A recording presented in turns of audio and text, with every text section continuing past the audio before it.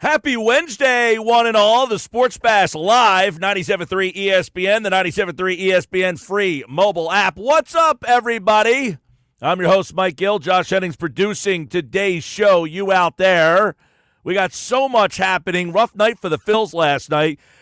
We got so much to dive into on what happened in that game last night and why it's a big picture kind of game. I'll explain coming up here on the Bash today. We got 4 more chances. Your cue to call is coming this hour in about 25 minutes. Listen for that sounder to go off for the Eagles draft party at Ocean Casino Resort in Atlantic City. Topgolf is where we'll be. Speaking of golf, the Masters, par 3 today, which means the Masters tournament starts tomorrow. Our buddy Cam Rogers from Believe will join me in the 3 o'clock hour with different storylines, how to bet the Masters. That's all coming up today on the show. Sixers mock draft. I got one of those I got my hands on the other day. Talk a little bit about that. But we'll start with the Phillies last night with obviously the epic showdown between Wheeler and Sale did not turn out to be the epic showdown that we were hoping for. The Phillies, got to Chris Sale last night, and it looked like, hey, they're going to get the better of Chris Sale. And unfortunately, the Phillies, their defense let them down last night. We're going to get into this because it was kind of an interesting decision yesterday about Edmundo Sosa playing shortstop playing left field. And we talked about it like, hey, do you want to throw him in left field? I said, I don't have any problem with this. I think he'll be fine, but I might not do it last night in a game with Zach Wheeler pitching. I might not do it in Atlanta against the Braves with a big pitching matchup and all this pressure. I probably would have played him at second base last night. Well, he goes out in the first opportunity that he ever gets on a ball hit to him. And what does he do? He robs a home run. And you're like, this is exactly what Mike Gill was talking about. Any schmuck can go out there and play left field, robbing home runs. It's like the 13-year-old kid who tells his dad in the backyard, hey, throw one up against the fence, and I have to try to rob it. And there's Edmundo Sosa running back to the fence, and he's like, I got it. And he jumps, and he got it. And everyone's like, see, I knew Sosa could play left field. And then what happened in the second inning last night is just an inexcusable mess, which you can blame whoever you want to play. Number one, listen, it's Johan Rojas's ball, okay? It is Johan Rojas's ball, 100% every single time. And quite frankly, if he's playing on my team and that happens, he's sitting right next to me the rest of the game. You are the center fielder. That is your ball, 100%. I don't even want to hear an excuse. Well, his excuse is the left fielder was telling me, yours, yours, yours. Well, he's not used to hearing yours, yours, yours. And this is where the inexperience of Sosa came into play a little bit last night. So I'm not blaming Sosa for this, but Rojas, who was a Gold Glove level center fielder, who has to make that play, and I'm not giving him a pass for it, he got kind of thrown off by the fact that the left fielder was, when you are calling a ball, you never want to say, you got it, you got it, you got it. You just don't say a word. You let the center fielder needs to just, above everything else, I got it, mine, ball. Whatever word is the hot word or the key word, if you will, for the outfield coach. Whatever he teaches the outfield to say. Now, I know at the major league level, you're not hearing a center fielder yelling at the top of his lungs like you might hear at a high school game or, a Babe Ruth game or whatever. You're teaching at that level to say it so that they have the confidence that when they get older, hey, I got it, mine, that it's second nature. And for Johan Rojas not to be able to have some sort of word that came out of his mouth that was second nature, well, that's on Rojas. I mean, he's saying, well, Sosa, the ball literally almost hit him in the foot. I mean, it dropped right in front of him. Just a lack of focus. Just a lack of focus, and it cost him. It lost him the game last night. That play lost him the game. I don't, you look at everything else that happened. They get 3 runs in that inning because that ball is the final out. And then what ends up happening after that ball is you get the home run. You get the home run, and it didn't have to happen. I mean, Murphy hits the ball with 2 on and 2 out when that ball should have been caught and the inning's over. They scored 3 runs in that inning. You take those 3 runs off the board, and the Phillies probably win that game 5-4.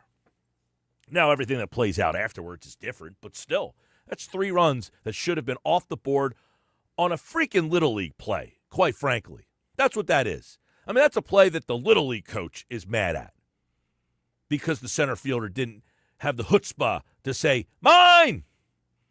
I mean, at the end of the day, Edmundo Sosa, who's playing his first game out there ever, you're Johan Rojas. The reason you're there is because you're a Gold Glove level center fielder. You take charge. So that's on Rojas 100%.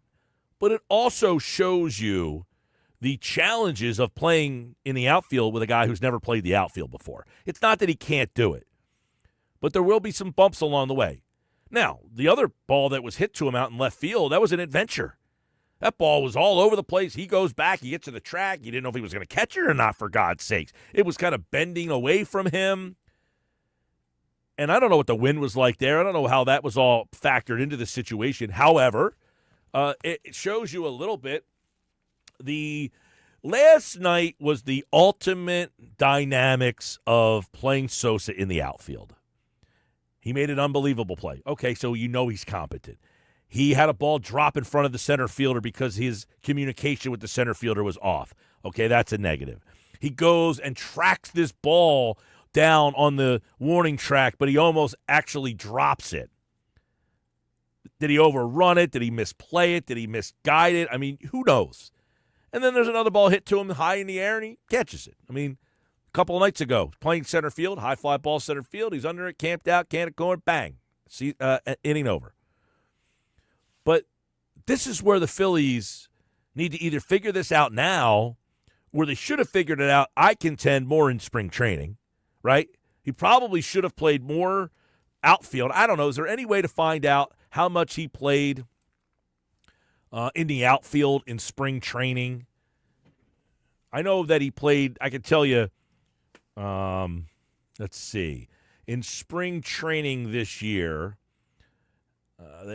here we go. He played 18 games in spring training. Now, of the 18 games, I don't know what his metrics were of what positions he played, how many innings he played, where he played. I don't know. But if he played 18 games, guess what? 18 of those games, he would have been playing the outfield if I'm coaching that team. And you say, well, you got to play the other position. Sure, he could play 3 innings at short, then move him to left. He could play 3 innings at second, then move him to center. He could play 3 innings at third, and then move him to left. I mean, it's not asking a lot for him to go play 3 innings of the outfield every single day, 18 games. I think you feel more comfortable. I don't think they did that. So, quite frankly, the problem with the Phillies is they lack a right-handed bat. Sosa is being made to be like this right-handed savior. He struck out, 3 times last night. They actually hit for him late in the game because he was facing a righty. Marsh came in and promptly struck out as well. But I think Sosa struck out 3 times or twice last night. He did not have a very good night at the plate.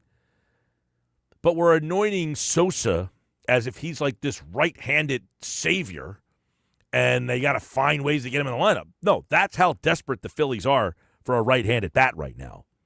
Sosa is what he is. He is a very good utility player, spark plug kind of guy. If you play him too much, you're going to get a night like last night. Can he play left field every now and then? Sure. But I don't think you can say, hey, you got to start him in left or center field every day of the week. And last night's an example why. Good pitcher last night, Chris Sale. He was overmatched, trying to do too much. In the outfield, you get a little bit of an adventure. Now, again, I'm not saying he can't play the outfield. I think he can play the outfield. I have no problem starting him in left field for games against right-handed pitching. If you deem that Max Kepler shouldn't play every day, or Brandon Marsh, who I think we all deem shouldn't play every day, and you want Sosa to be that other bat, that's fine. I think there's a role for Sosa to do that. But last night you got You know, we have the Nola coaster. When Nola pitches, you got the Sosa coaster last night in left field. That was an adventure. It was the highs and the lows of Edmundo Sosa last night. 609-403-0973, 609-403-0973. So we'll break down what went wrong in the series opener and what needs to change in Game 2 for the game. So last night, there's a couple things in this game. So obviously the big story was left field, Sosa, the play in center field. That all played. It was almost poetic, right? That's how it plays out. They put Sosa out there. He makes this unbelievable catch to start it and kind of says, hey, see, I knew he could play left field. Or, if you were a detractor, you weren't sure. He proved to you right off the bat that he can make the spectacular play. Then the routine play is the one that, kind of gets bungled up a little bit. But other than that, that's the story of the game really last night. Other than, right, what happens last night? Other than the fact that he misplays that ball, I think it was a fact that Zach Wheeler just wasn't sharp last night. He just didn't have his best stuff last night. He just kind of battled through the game, and he only gets you to the 6th, and then Strahm comes in. He finishes up the inning. Kerkering comes in, and, Kerkering gives up the home run last night. Who did Kerkering give up the home run to? Riley. Riley hits one off of him, and, you're facing Austin Riley, who has struggled immensely this year. He's at like 170. And he pops it there. So it was a matter of time before he got going. And unfortunately, the Phillies' bats just got shut down by the Braves' bullpen. And we talked about the Braves' bullpen yesterday. Their bullpen had been terrible up to this point. And they came in last night and they dominated. They dominated you last night. The one bright spot, there was two bright spots, I think. What inning was that for the Phillies? Was it the third inning? Had to be the third inning, right? Where Turner led off, singled, right? Turner led off and singled.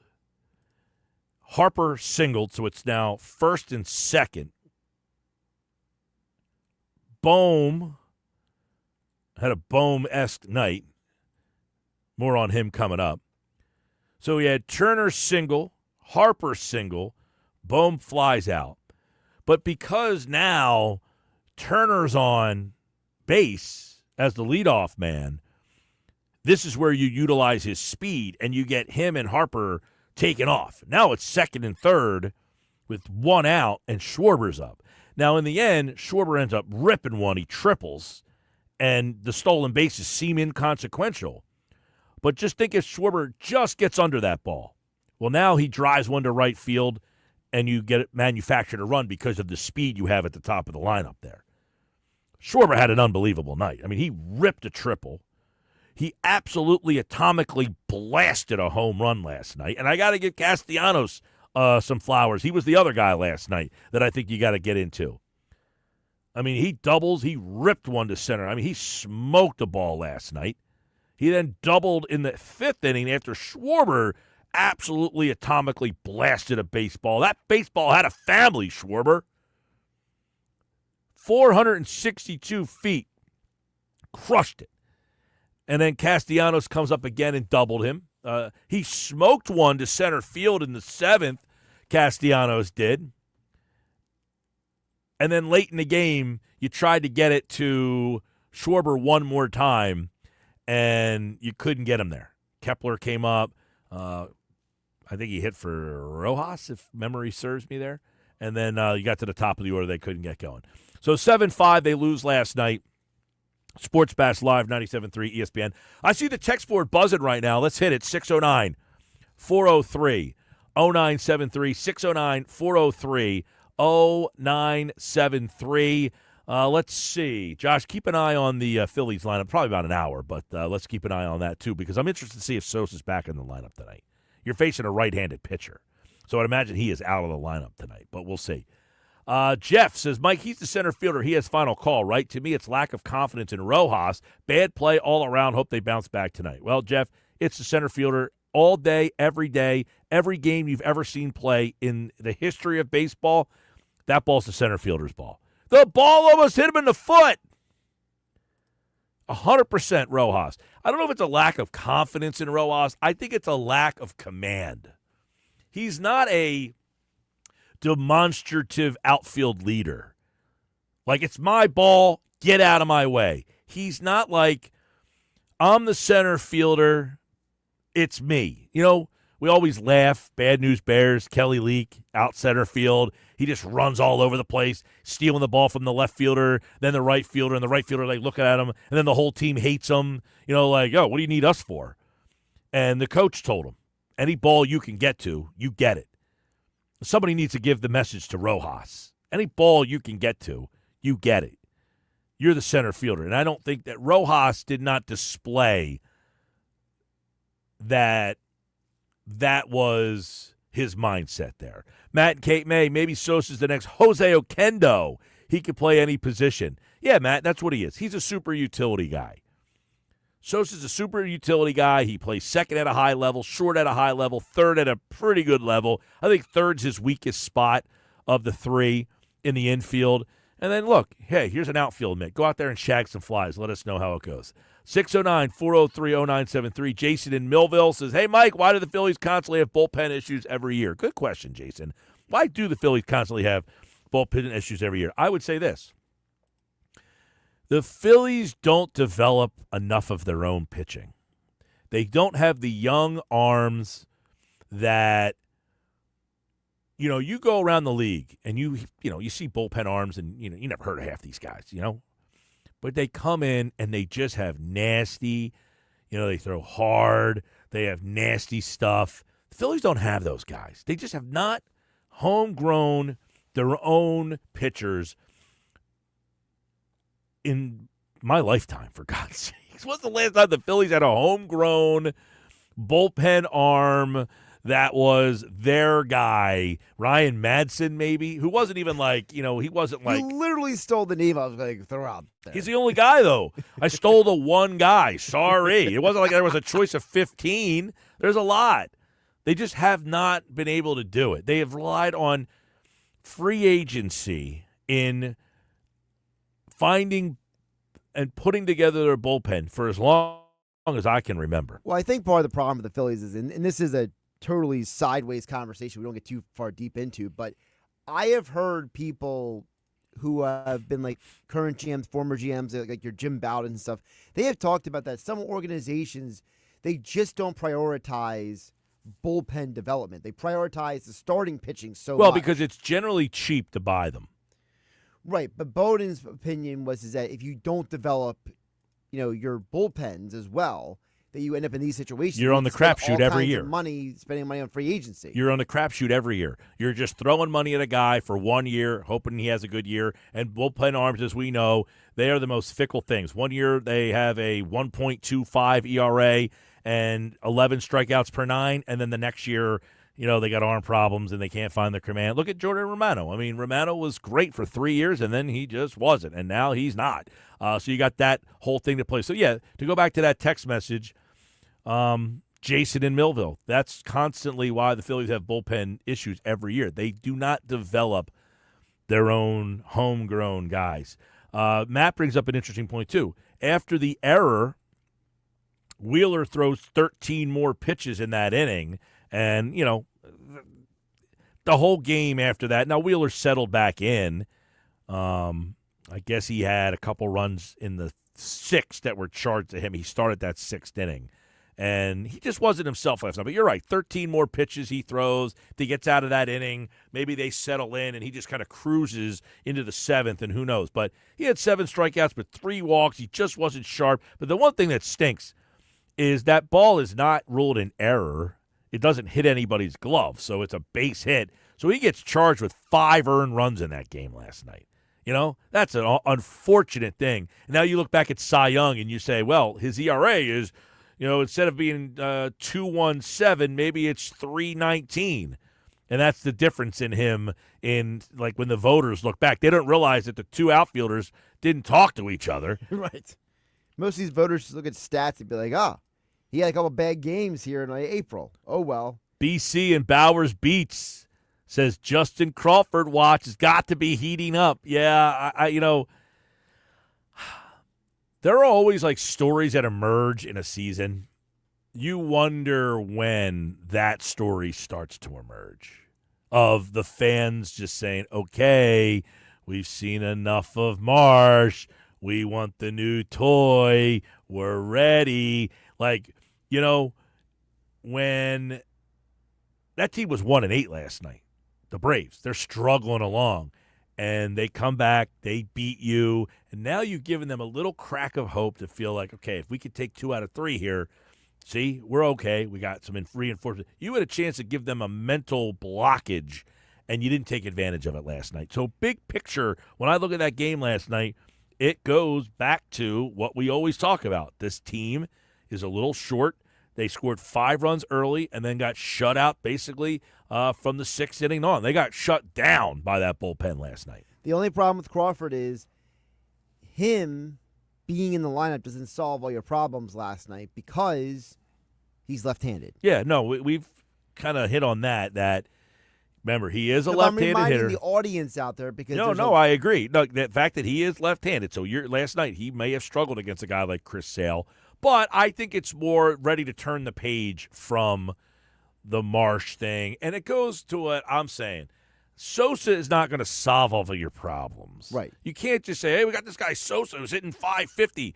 He's not a 550 hitter, guys, okay? You know that. I know that. He's a 250 hitter. That's what Sosa is. He's an erratic, free-swinging 250 hitter with a little, bit of pop and energy.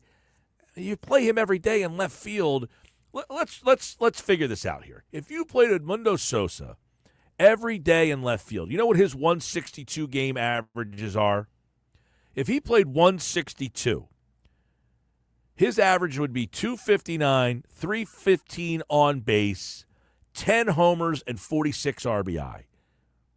Is 10 homers and 46 RBI enough to say we got to play this guy every day? Absolutely not. I mean, that's based on if he plays – the most home runs he's ever hit in a season is 10, and that was in 2023. He played 104 games. He hit 10 homers and had 30 ribbies. He hit 251 and had a 293 on-base percentage. That's in 104 games.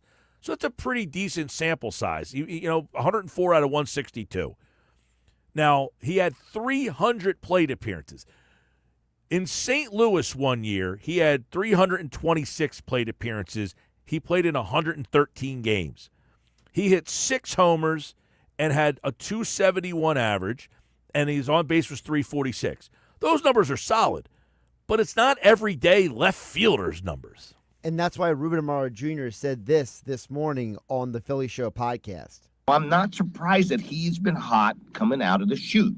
That doesn't necessarily mean he's going to be hot all season long. And I do believe that he's much better in the role of part-time player than he is as a full-time player. Yes, super utility. Yes, a great player. Yes, a great teammate. All those things are true. But the reality of it is that he's probably the best player at 350 at-bats a year rather than 700 at-bats a year. Ruben Amaro, I agree with you. And you saw it last night. You got a little taste. He played outfield. Okay, great. You needed a right-handed bat.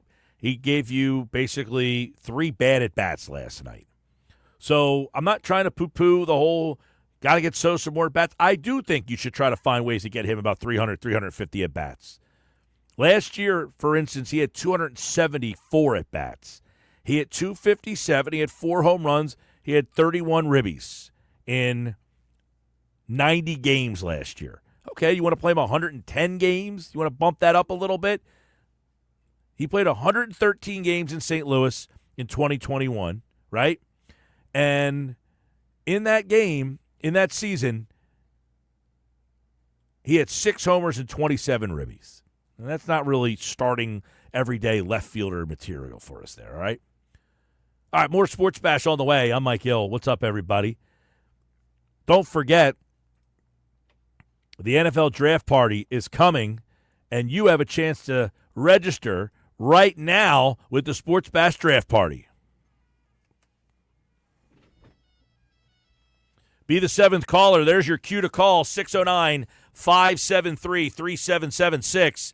609-573-3776. Caller 7 right now.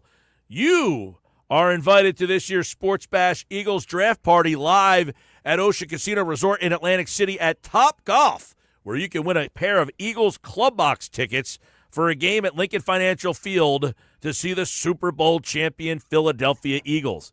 We also have great complimentary prizes. The sooner you come out, the more chances you have to win. An overnight stay at Ocean Casino Resorts, Ocean Casino Resort gift cards, and tickets to shows for concerts this summer at Ocean Casino. You must be present to win at our Eagles Draft Party on Thursday, April the 24th. Good luck. Caller 7.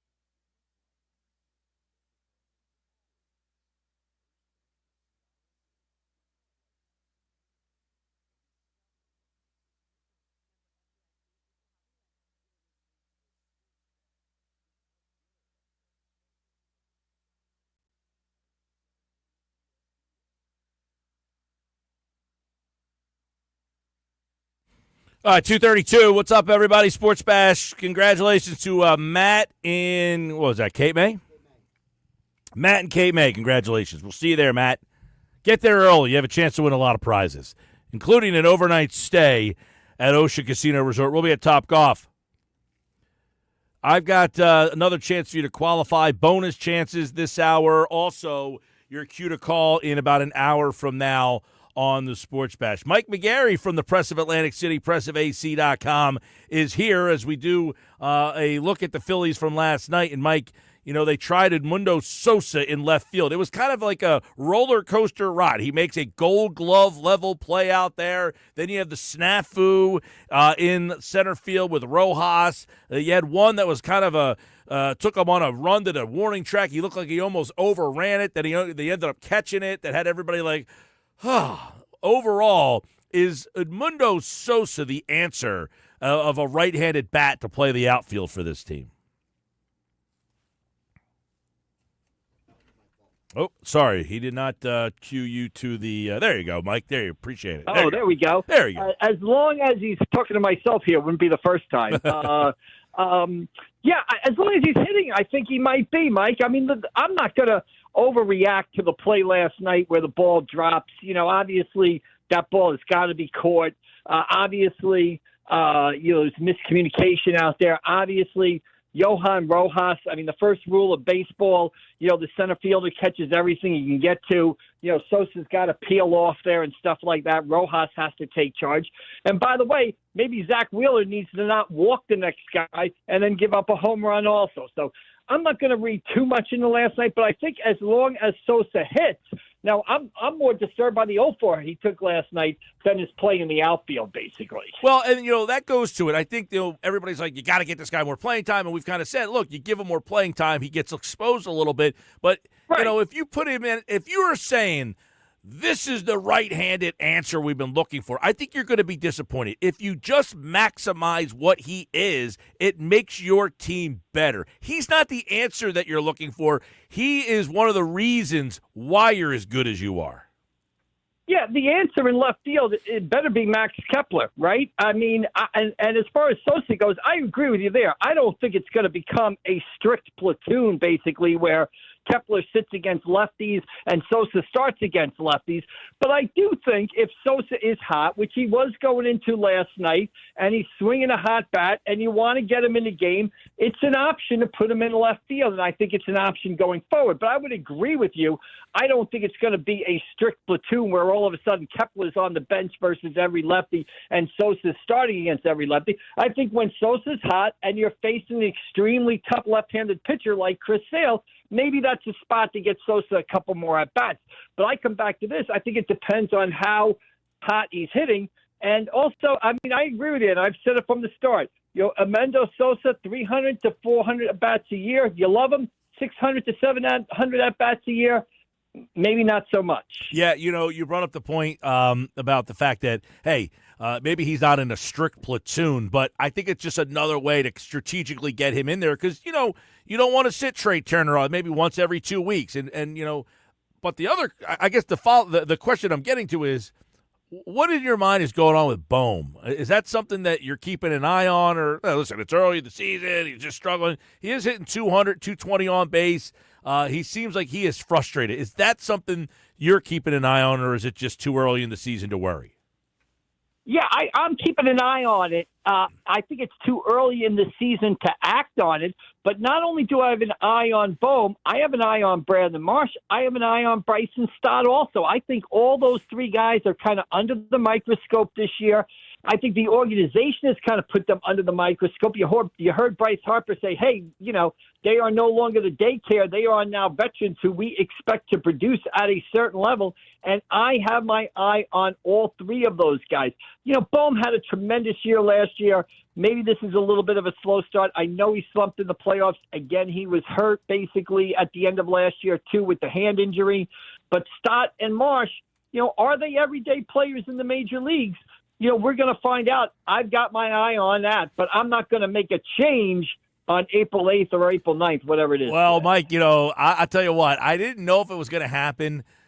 I'll tell you. I got text messages, people, social media. you're starting to hear the murmurs for Justin Crawford already. I mean, they got the video of him ripping triples, and he's had a great start at AAA, and I've already started to see. Are you also seeing that, and do you think that is a option? I think it's an option. Otherwise, he wouldn't be at AAA, right? The fact that the Phillies put him at AAA, you're a phone call away. What are you, 90 miles up the Pennsylvania Turnpike from Citizens Bank Park? So, of course, it's an option. Again, I'm keeping an eye on it. I'm not going to act right now, but yeah, certainly, it's an option, and I can see something being done, in the middle of May or by Memorial Day if Marsh continues to struggle and Crawford stays as hot as he can or as hot as he has been at AAA. So yeah, it's an option, and again, keeping an eye on it, but not ready yet to pull the trigger on anything big. Let me enlighten you and the fans if you haven't been paying attention. 40 at-bats, 2 triples, 6 ribbies, 4 stolen bases, 325 batting average, 357 on base, and a 425 OPS. He had 3 hits last night again for the Iron Pigs. So I don't know, Mike. I think you're going to start to see the murmurs getting louder and louder. Again, I think you're going to hear the murmurs, but let's let it play out. Let's give him a couple of more weeks. Basically, let's give Marsh a couple of more weeks. Let's give Rojas a couple of more weeks here and see what happens. Because if you bring Crawford up, you're talking about some change. You bring Crawford up, there's really no reason to have Rojas here. Do you send Rojas down and make Crawford? Also, when Crawford comes up, usually when they promote young players, Mike, you know this, they want them to play every day, basically. They want the guy to get at-bats every day. So it's not a matter of just bringing him up and saying, okay, you can play against left-handed pitchers. It's a matter of bringing him up and saying, you are the everyday center fielder. So remember that. Usually when they bring up a prospect like that, they're not bringing him up here to platoon. They're bringing him up here to play every day. And I think it's going to take a couple of more weeks of evidence, both negative on the Marsh side and positive on the Crawford side, for that to happen. Mike McGarry from the Press of Atlantic City, pressofac.com. Last night you saw the Turner, Harper, Bohm, Schwarber, Castellanos, and kind of got some maximization. Now, you only end up with 5 runs, but Turner leads off, Harper gets on, they double steal, and I know Schwarber blasts that triple, but that shows you get runners on second and third with 3-4 up in the lineup. It just that maximize that speed and puts you in more runners in scoring position opportunities. Schwarber had an unbelievable night. But if they get this level of Castellanos with that consistency, that changes the dynamics of the middle of the lineup. So are you starting to see Schwarber in the middle of the lineup as a better option than at the top of the lineup? Well, you saw the benefits last night. And honestly, Mike, with the way Kyle Schwarber is swinging a bat right now, I don't care where he hits. I mean, he does damage wherever he can. He's really, it's a case right now where I think the Phillies got to think about, what are they going to give this guy, long term? I know, 2 seconds ago I'm preaching patience, and now I'm preaching give the bank away to Kyle Schwarber. But to me, he's a guy that's just going to be able to hit till he's 40 years old. I don't see that bat speed slowing down anytime soon. And I'm really impressed with the changes that he has made in his game going back to last season, becoming more of a selective hitter, not only being a power hitter, getting in better physical condition, able to run the bases better. Here's a guy that really takes his craft seriously, really works hard in the offseason.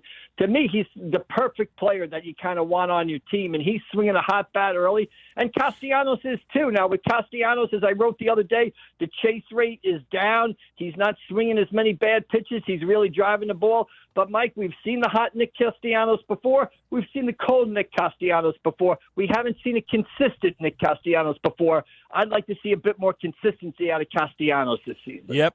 He looks like he has a little different swing. They mentioned it last night, but he looks like 2 hands on the bat, swinging all the way through. He drove the ball a little bit. Listen, I was a big fan of the Castellanos signing. It has not been what I thought, but maybe they can salvage this season here and get that. I mean, when he was in Cincinnati, over 300, 30-plus homers, over 100 ribbies. You get that level of Castellanos. Now you're selling me on that right-handed bat that this team's been lacking.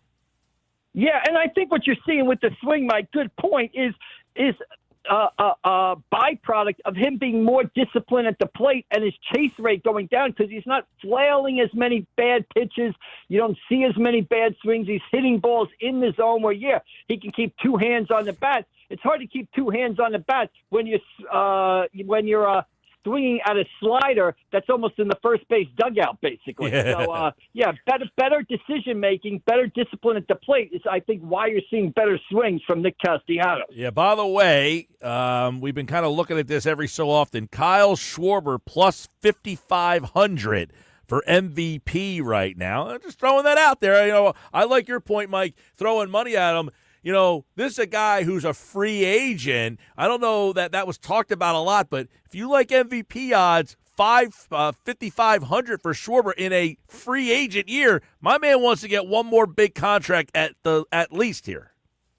Yeah, it'll be interesting to see what he gets, Mike. I mean, I'll throw this number at I've thrown it at a couple of other people. Interested to see what you say. I'd give him 3 years.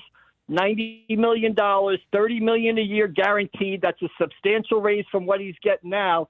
And I'd give him the fourth year based on, benchmarks that he hits during the contract, stuff like that. So, I'd throw that at him. 3 years, $90 million guaranteed. Put that fourth year in as an option if he hits certain, metrics during the course of the contract. But with the way he's playing, he's a guy I don't think you can let walk right now. Don't hate that deal. 3 years gives me the short side. I'll pay you more money for a shorter term, and then we'll make the decision at the back end. It's Walker tonight. Grant Holmes. They changed the pitching for Atlanta because I thought Schellenbach was supposed to go tonight, but you're getting Taijuan Walker, and forget Walker for a second. We got some news earlier yesterday. Ranger Suarez is going to throw this weekend. Tomorrow. Friday it's going to be Painter. Weston Wilson was in the lineup last night. So we could be seeing Walker out here soon and Suarez in. And we could see Weston Wilson as maybe that right-handed, I don't want to say answer, but option. Yeah, absolutely. I think Weston Wilson, they really like him. He's a valuable bench piece. He can play all three outfield spots. He can even play some places in the infield. And he's a right-handed bat, right? Good speed on a left-handed bat-dominated team. So he's a guy that I think they want back. And as soon as he's healthy enough, he'll be up here with the Phillies. And yes, Suarez is coming back. Kind of interesting to see what he has. And because, I don't think any of us believe as nice as Taijuan Walker, as heartwarming Taijuan Walker's start was in Philadelphia this past weekend or last week, do any of us really have a good feeling about Taijuan Walker in Atlanta against the Braves tonight? I don't think so. No, I don't think so either. Mike McGarry for the Press of Atlantic City. Nice day out today. You heading anywhere? Yeah, headed over to Cedar Creek, Absegami and Cedar Creek, Cape Atlantic League, National Conference. Both teams kind of tied for the division lead. Both teams off to good starts. I think Cedar Creek's undefeated. Gami's 4-1. So headed out to Egg Harbor City to take in the Braves and the Pirates out there at Cedar Creek. All right, Mike McGarry, everybody, from the Press of Atlantic City, pressofac.com, at AC Press McGarry on the X platform. He'll be back on Friday. We'll look back at this series and get you ready for the weekend here on the Sports Bash. All right, Mike, take care, buddy.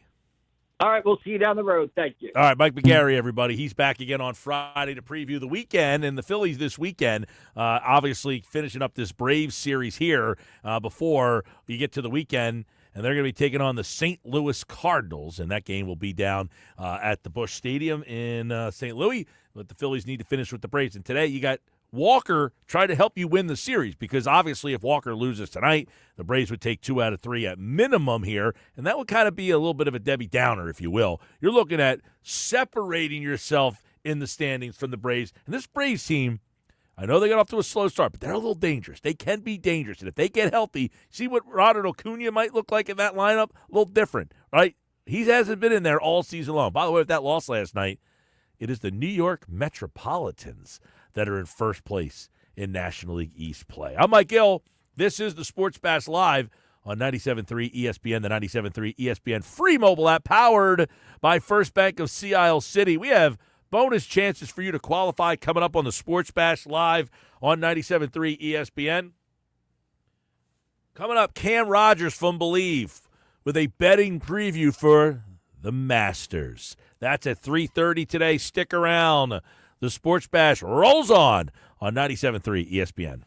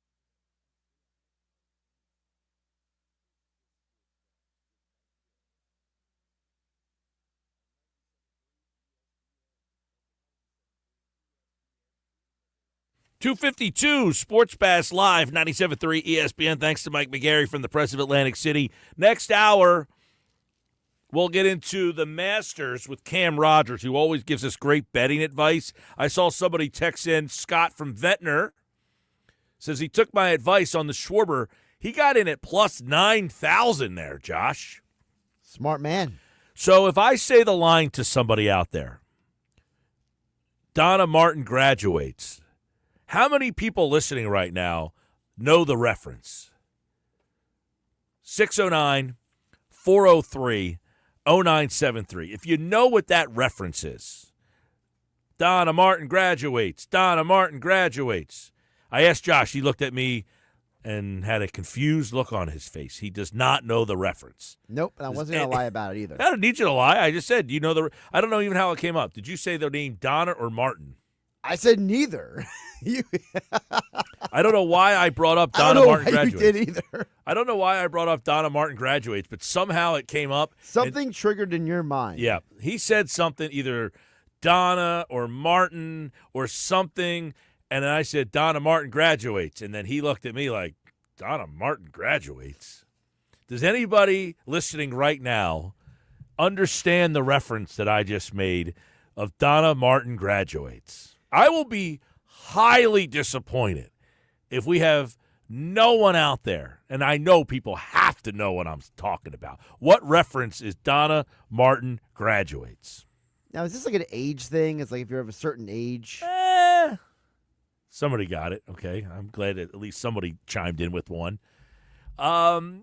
Maybe. Yes. I mean, if you are between, I would say I'm 48 and probably 35. Okay. You should probably get it.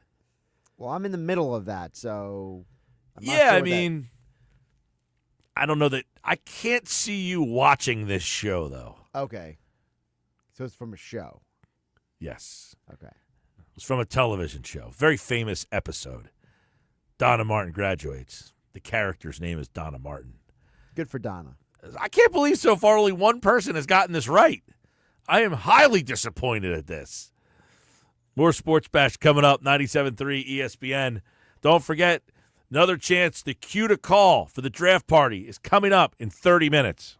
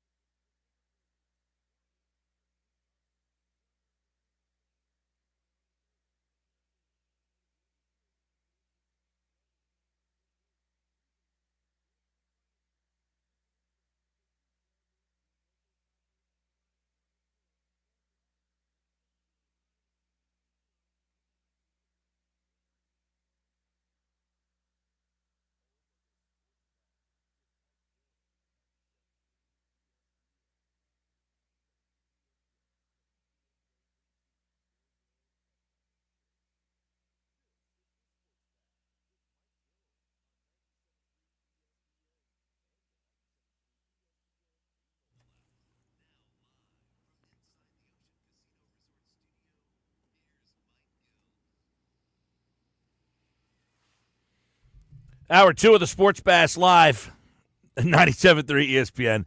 So some people got the reference. It was from 90210, Donna Martin Graduates. I thought more people would have got the reference. Not nearly as many as I thought ended up getting the reference.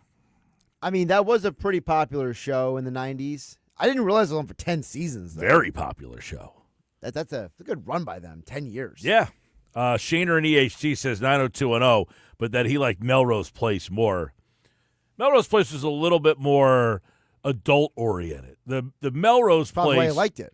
Well, Melrose Place was like older, not older, but like, yeah, more mature storylines, where 90210 was like Saved by the Bell, but with a little bit more risque storylines. Right. Saved by the Bell was a little bit more like Saturday morning-esque. Yeah, it was more slapstick. Yeah, it was a little corny. Yeah. Very corny. But 90210, 10-year run. Donna Martin Graduates. I forget what she did. She got into some sort of trouble, and they weren't going to let her graduate. And it was like the story, of course, of all the friends. Well, all for one for all. So we all have to back her. And then the whole school, like, Donna Martin Graduates. And they basically went like a parade around the school chanting, Donna Martin Graduates, Donna Martin Graduates. It kind of became like a famous episode Sure, yeah. for the franchise. So that was my reference that you didn't get at all. Yep. Now, are you get it. familiar with the show? I'm familiar with the show, but I can't say I ever actually sat down and watched enough episodes to be very knowledgeable about. You know what's crazy? You think about the world we live in today. You could watch something anywhere at any time. Which is true. Right? You could literally, although I don't have Vice, so I can't watch Dark Side of the Ring. So I've been wanting to watch the Dark Side of the Ring episode of the Hell in the Cell match between Mick Foley and I think the Dark Undertaker. Side. I think the Dark Side. All those things are on Hulu. Actually, now. I don't have Hulu. Yeah. So I don't have Vice, so I can't watch it. And I've been trying to see if somebody has uploaded it to YouTube, and so far, no dice there. Nope. But back then, so I was in college at the time. Okay. When 90210, 10 years it was on, but I'm like, when I was in college was I had, let me tell you, I had a VCR and I had a stack of blank tapes. And you would record it. I had the timer set for here's my Monday night tape. And I would have whatever. I think Melrose Place and 90210, I think they were on Monday nights. So I would have the tape, and I would do the timer, and the VCR would record them both because I was watching Monday Night Football. And then when the Monday Night Football was over, I'd go watch 90210 and Melrose Place or something to that effect. But my VCR, that was, let me tell you, that was a friend. That VCR never let me down. That thing was a compadre like you would have never believed. So it aired initially on Thursday nights for the first 2 seasons. Then it was moved to Wednesdays for the rest of its run. So it initially started for the first 2 seasons, Thursday nights on Fox at 9 p.m. But then it got moved to Wednesdays at 8 p.m., and then Melrose Place came on afterward. Yeah. You had Bang Bang right after one after the other. Andrew in Summers Point said she got caught drunk at the senior prom. That's why she wasn't going to graduate. Is that bound for not graduating? Being drunk at the senior prom? Not to me, but yeah, I begrudge my high school for basically screwing us out of our senior trip. So to me, there's nothing anybody can do outside of something that's illegal that I would say should get you bound from anything. That does sound a little petty. Yeah. I mean, I get it. You should get in trouble for that. But to say you're not graduating for that. I don't even know if that's legal. Can you legally tell somebody if they earned enough credits and they passed all their classes, they can't graduate from high school? Well, yeah, just as you said, if you did something that was criminal. Now, it is against the law to drink at that age. It is against the law, but is it enough of against the law as compared to Well, regardless, that's Fill what in she the got in blank. trouble for, and then the whole student body basically had a rally for her. I'm to glad get her they to did. Graduate. Yeah. See, that would have been a class I would have been applauding. I'd be like, good for you guys. Yeah. Some text messages, 609-403-0973. Mike, what went wrong for the Phillies last night? Pitching, defense, something else. It was a combination of everything, right? Their pitching wasn't sharp. Yep. Their defense was not great. Shoddy. And the something else was their bats went cold. I mean, they got 5 runs. You had 3 of them off the home run from, the triple, I should say, from Schwarber, and then the home run from Schwarber. So 3 of them from him. And other than him and Castellanos, they just had nothing else last I was going night. to say, aside from those 2 guys, it seemed like nobody did almost anything the rest of the night. I mean, Turner got on base a couple times, but I mean, I meant in general, like it seemed like there was 2 guys hitting, and the rest of the lineup just was cold. Do you think they need to trade for another bat or bolster the bullpen? Both? Yeah, why can't you do both? It's not far-fetched to think that they could do both. The question is, this is an interesting question. Is Justin Crawford a real possibility? That's one. And if you promoted Justin Crawford, what happens to Brandon Marsh? Well, do I use him as a trade chip? And does Brandon Marsh have any trade value? See, to me, could Brandon Marsh be your version of Austin Hayes that can get you back a Sir Anthony Dominguez? Absolutely. Because, one, Marsh is a starting level player in Major League Baseball. He may not be the best fit for this team, but I think he would be an upgrade for several teams around baseball. Yeah, I mean, I think a team like the Phillies traded Sir Anthony Dominguez to get Austin Hayes. Right. I think this team could really use a Sir Anthony Dominguez right now. And quite frankly, I would like to have Sir Anthony Dominguez back over what I have right now. So can I trade Brandon Marsh for a level, it's not a closer, but a guy who's pitching some high level? Sir Anthony Dominguez on that 2022 World Series team was outstanding for this team. Correct. So that is where, to answer that question, do they need to make a trade for another batter, bolster the bullpen? I think both is the answer. And I think you need, and because I have no confidence, I don't want to say confidence, that's not really fair. I don't have a high expectation that Weston Wilson's going to be whatever you think he might be. I could see some Phillies fans. I remember last year, why not Weston Wilson? Why not play Weston Wilson more? They got to play Weston Wilson. He's the answer. To me, Weston Wilson is Jeff Conine. He's a great guy to come in and play maybe 100 games a year if you need a right-handed bat, but he's not a guy you want starting 140 to 145. Jeff Conine for a little while there was pretty good. You're talking about maybe late in career Jeff Conine. Conine was always an above-average player to me. Weston Wilson had one really breakout year in AAA. In 2023, hit 31 homers. I don't think he's going to be a 30-plus home run guy with the Phillies. By the way, last night he went 0 for 2 with 2 strikeouts, by the way. Serviceable player. At Clearwater, which is the lowest of the low you can go. So I personally, now last year he had 284, 347 on base, 3 homers and 10 RBI. Now, he only played in 41 games, so he had pretty decent numbers that last season for the amount of games he played. I don't personally think Weston Wilson is anything more than just a nice guy to have on the bench. Can play a lot of positions. And guess what? Every team needs guys like the Weston Wilsons, the Mundo Sosas. You need guys who can play in multiple positions. We're not saying get rid of these guys. We're saying that if you're asking these guys to replace Brandon Marsh as an everyday player, that they're not good enough to give you a significant upgrade. 609-403-0973. Mike, who's been the most consistent guy for the Phillies so far? Who needs to step it up? I guess the most consistent player is Schwarber right now. That's what I was going to say.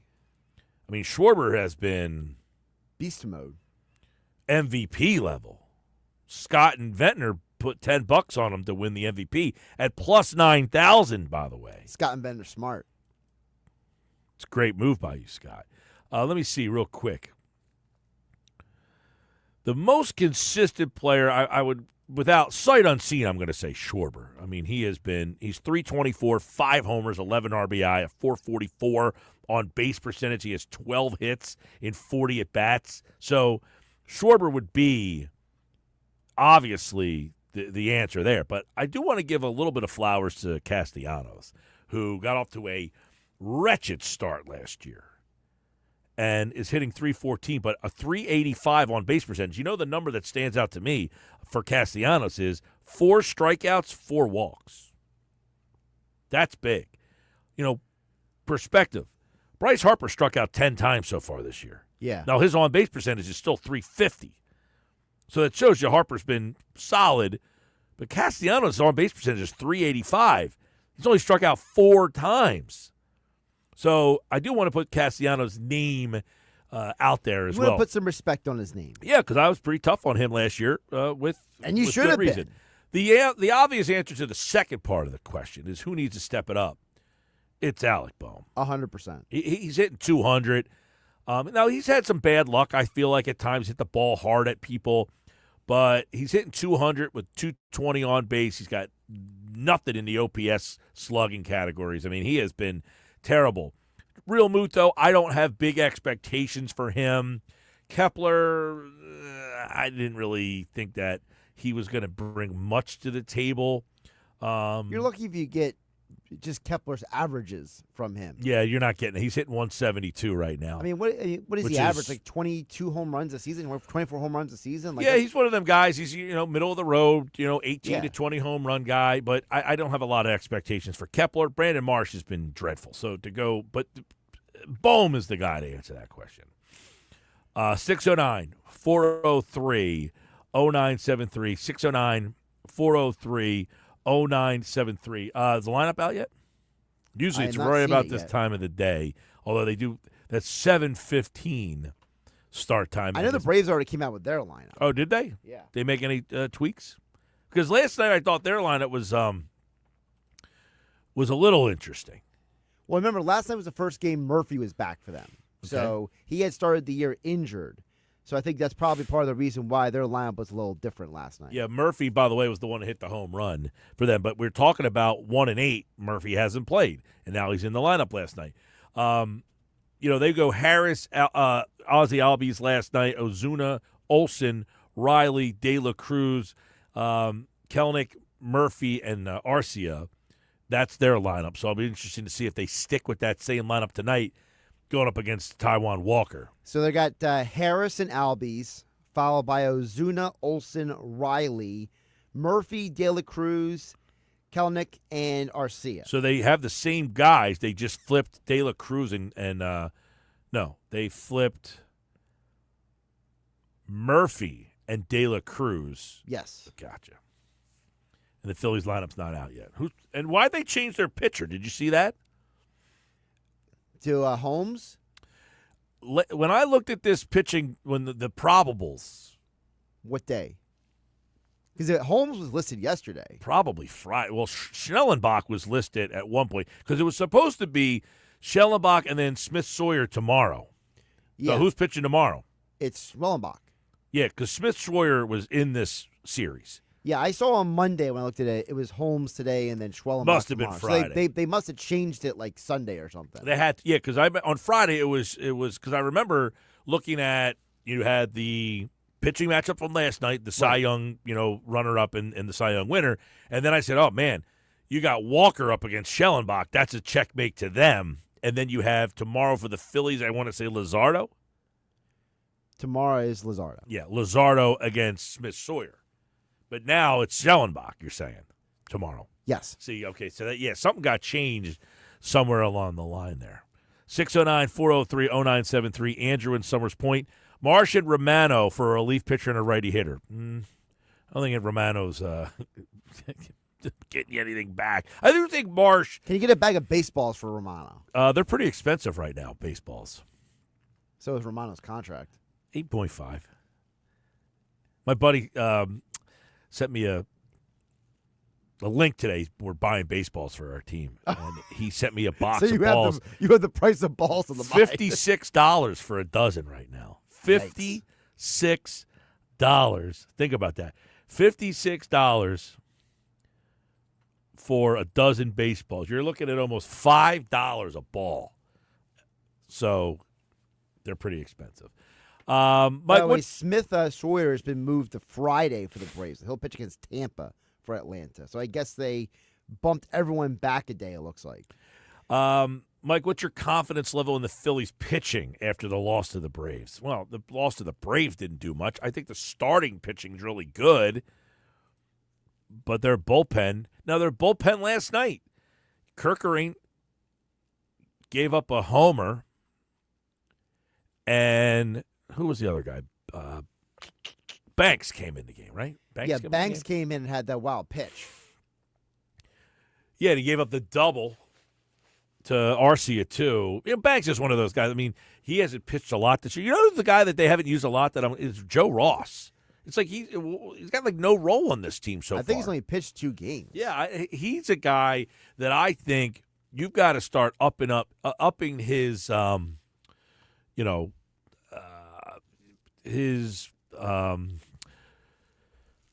like you've got to lower upping his leverage. You got to lower the leverage on Romano and crank it up a little bit for Ross. I think Ross is the guy that can help you, and be a pretty significant piece in the bullpen. I don't know why they haven't elected to use him all that much. Ross has only pitched in 3 games versus Romano in 5. You have Kerkering, Romano, and Alvarado have all come into 5 games. The guy who's come into most games this year is Strom at 6. Yeah, Strom feels like he's pitching every night, and he's not even really healthy, it seems like. Like his velocity's down. And he's not a hard-throwing guy anyway. But, yeah, Joe Ross is a guy that I think they could get more from. Ross so far has pitched in 4 innings. He is 0.75 whip. I'm not sure why they're not giving him more of a higher leverage situations. Just opportunity. Just what you're telling me that Romano's a better option right now than Joe Ross? No, but, that's tied to investment. True. And Rob Thompson said it the other day, hey, he's got a track record, so we got to keep sticking with him. But at some point you say, okay, that track record's out the door here. At some point you got to say the track record's for Gazy. Well, when your eyes start to tell you it's messed up, right? your eye test starts to say, this guy is not as good as we hoped he is. Mike, after last night's loss, how important for the Phillies to get Game 2 tonight? I mean, it's early in the season. I don't know if it's like make or break, but I will say it's disappointing because you really could have – I don't want to – we talk about can you knock the Braves out, what you could have – but it would have felt pretty good to see the Braves 8-9 games behind you in the standings, I mean, listen, you can still win the series. You can take care of tonight, take care of tomorrow, and, all as well as ends well. But it starts tonight. Yeah, but now all of a sudden you're in the situation where you're counting on Taijuan Walker. That's the problem. True. They now have the pitching advantage. I don't want to say you had it last night. They had the Cy Young Award winner. You had the runner-up. But so far this year, Wheeler has been – and by the way, Wheeler's numbers against the Braves have been sparkling. Right. So you felt like you had a slight advantage last night. And you end up losing that game. Now they get the advantage, and they have a chance now to take the series and possibly – see, this is where it comes in. Not only do they have a chance to win the series, now you get a chance to sweep the series. And that changes the dynamic. And I know it's so early in the season, but you had a chance to really put your foot on their neck early, and that would have been pretty cool. It would have been great because then you could have, basically discounted them moving forward, at least psychologically. Yeah. 609-403-0973. Got more text messages we'll get to. By the way, looking at the Sixers mock draft this morning. Now I'm in kind of NFL mock draft mode, and I'm in NBA because now the Sixers, who play tonight, by the way, they have 3 games left. Thank God it's almost over. I tell you, this season has been the worst season in the history of the franchise. You're saying worse than Bynum year? Yeah. definitely. I think the Bynum year was the genesis of the process because they won like 38 games. And it was like, well, we can win 38 games with guys like Andre Iguodala and Evan Turner and But the whole Spencer thing is going Hawes. into that year, you had expectations because you're like, we're getting an NBA champion center.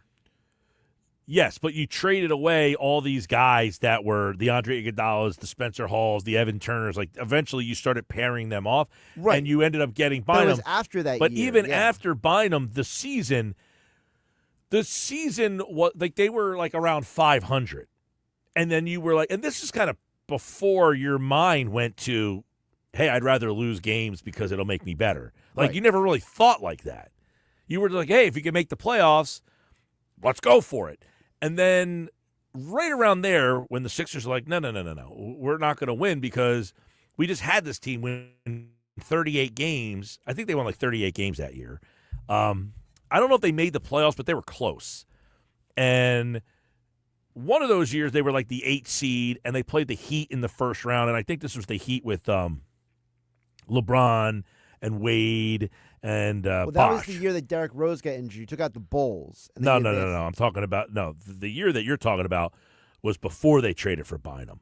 Correct. The next year they traded for Bynum. They had traded away everybody.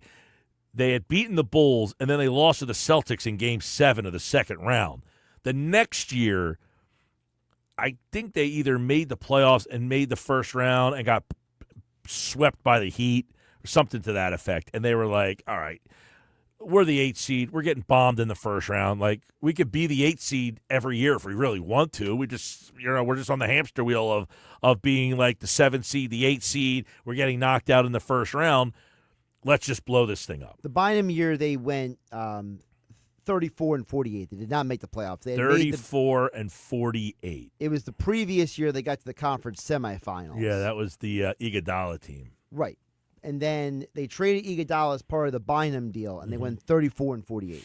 34 and 48. So what year's that? Like 2012, 13, and then 13 was the Michael Carter Williams year. So the year before that, they made the playoffs and got knocked out in the first round by the Heat, I want to say.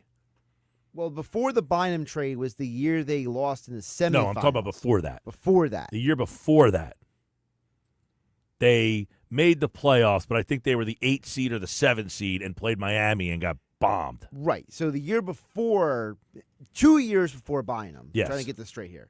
2 years before Bynum, they lost to the Heat in the first round. Yeah. And that was year, kind of the precipice of we're the 8th seed. We made the playoffs, and like nobody cared. They got blasted in the first round, and then they get the 8th seed again 2 years in a row, and they make this crazy run Right. where they get to the second round and they get knocked out. And then the Sixers said, hey, we got to the playoffs. We got to the second round. That's as good as we're going to be with this crew. We were the 8th seed the year before, and we got blasted by Miami, and now we're the 8th seed again, and with fluky – we got out of the first round, so they said, that's who we are. We're an 8th seed. Well, that's when they traded for Bynum, because the idea was that they still had Drew Holiday and Evan Turner and Thad Young on this team. So I guess they thought that Bynum with those guys could maybe do something. Yeah, because everybody was so disenchanted by Iguodala. Correct. Yeah, and then the next year they drafted Michael Carter Williams and Nerlens Noel, and they started the year with Spencer Hawes and Evan Turner and whoever, and they actually went 3-0, I think, to start that year. In 2013, I think they won their first 3 games. They beat the Heat on opening night, I want to say. Michael Carter Williams had a triple-double. Yes, they started the year 3-0, and they went on to lose 4 of the next 5 games. There you go. And Michael Carter Williams triple-double in his first ever game. I was there. Played against the Heat. They beat him. You were there. And then You could tell all the children about it. I saw Michael Carter Williams have a triple-double in his first ever game. I'm Mike Gill. This is the Sports Bash. When we come back, how to bet the Masters. Cam Rogers joins me from Believe. But first, caller 7 right now, 609-573-3776, 609-573-3776. Caller 7, you have an entry to this year's Sports Bash Eagles Draft Party at Ocean Casino Resort in Atlantic City at Top Golf Swing Suite. That includes free parking for the show. you can win a pair of tickets to see the Eagles play at the Link in a club box. We'll be giving out prizes all show long. Every hour, we'll have great prizes like an overnight stay at Ocean Casino Resort gift cards, tickets to concerts and shows and comedy and you name it. It's going to be a great day. Caller 7 right now, 609-573-3776. Caller number 7, and listen for bonus chances to enter today on the show and tomorrow morning starting in the 6 a.m. hour.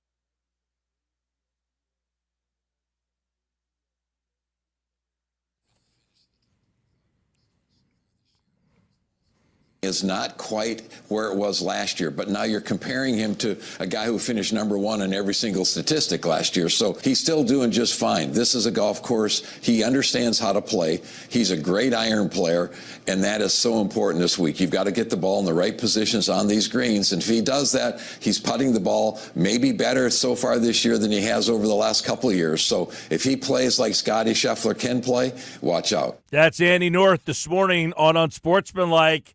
Can Scheffler win another green jacket, or is it someone else's turn to steal the spotlight? We're going to get into that and more, how to bet the tournament and some plays. Cam Rogers from Believe is back with us now to preview the Masters, which is this weekend, kind of the unofficial start of the PGA season, and he joins me right now on the Sports Bash and the X platform and on YouTube at Mike Gill Show. Cam Rogers, good to see you, man. What's up? Hey, Mike. Good to see you, my friend. Excited for the Masters and a full season of major championship golf. Yeah, we've got, the unofficial kind of kickoff of the season. There has been some events that have obviously taken off, including one with Rory, who played well in the Players a couple of weeks ago, back in March. But he hasn't won a major in 10 years. It seems like our conversations over the years centers around him. He's, again, looking to complete this career Grand Slam. He's won 2 of his last 5 starts, but no major in 10 years. How he feeling? What's the vibe for Rory this year? Well, it's a similar vibe that I've had for him in previous years going into the Masters, and I'm talking about the trends, the stats, the data that all points to Rory McIlroy rightly being one of the favorites as we enter Augusta National, and he is as short of a favorite as I have seen, plus 650, plus 600, something along those lines, right behind Scotty Scheffler. And so to that point, does that mean he's going to win this tournament? I don't necessarily think so, Mike, because we've been down this road before where all of the information that we have going into the tournament points to him winning, but then he just is a non-factor and even sometimes will miss the cut at this tournament. And I still think that 2011 Masters collapse is still haunting him. And it's hard to really handicap that, hard to really quantify that. Couldn't he stand on the 10th tee on Sunday afternoon in the lead and perform well? Of course he can. Can he finally get that monkey off his back? Of course he can. But he's not someone I'm necessarily betting on to win here this week. All right. I was going to follow up. Like, he hasn't won this particular major, not any major in 10 years. What is he hasn't won this particular major, period, any particular major in 10 years. What is holding him back for a guy that, now he's in his, mid to late 30s? What do you think has held him back?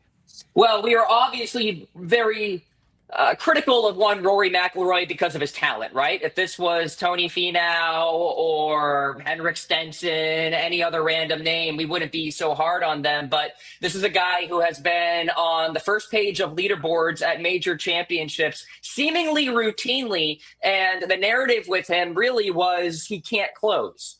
Right. So he has this issue where he's starting really slowly. He goes 2 over par on a Thursday. Then he gets that backdoor top 10 at the end of the tournament. That's why he has so many T8s and T9s and T7s. They look great on the stat sheet, but he's never really in contention at these majors. Now, he's kind of flipped that script a little bit. He's gotten off to better starts at majors lately. He was runner-up at the U.S. Open last year, decent at the PGA Championship, runner-up 2 years ago at the U.S. Open as well. So that tells me that he's very, very close to finally breaking through for the first time since that PGA Championship at Valhalla in 2014. But it's going to take some time for him to really get through this mental hurdle of winning at Augusta National, and time is of the essence because it's the first round tomorrow. Cam Rogers at Cam Rogers Live on the X platform. The defending champion is Scotty Scheffler. You mentioned plus 400. He is the betting champion right now. He's a guy that, it's hard. He's having one of these he's the closest thing we're getting to like a Tiger Woods in terms of dominance. Vibe on him so far this season entering this weekend at the Masters. Vibe is good. It's not like what it was last year. You had the sound bite from Andy North, but that's kind of to be expected. Really hard to follow up a season like Scotty just had, unless your name is Tiger Woods. But he's still ripping off top 25s, top 10s. He was runner-up recently in Houston. So, you put that all together. I'm not concerned about his game whatsoever. The ball striking numbers are still right there.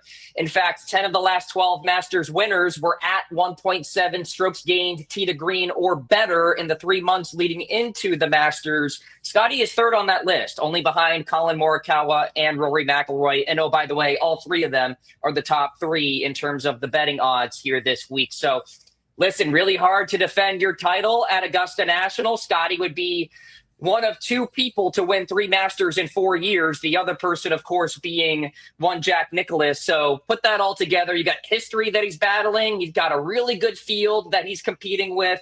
I think he'll be fine this week. Top 10 finish, something along those lines. He's not my pick to win, though. He enters the Masters without a win this year for the first time since 2021, so not the best start of the season for Scotty Scheffler. Let's go to Tiger Woods. He will not compete for the first time since 2021. He is now almost 50 year old. He has a 49. He is the best scoring average. He's the biggest story. Tournament margin of victory. We know the whole thing. How's this tournament feel with no Tiger now?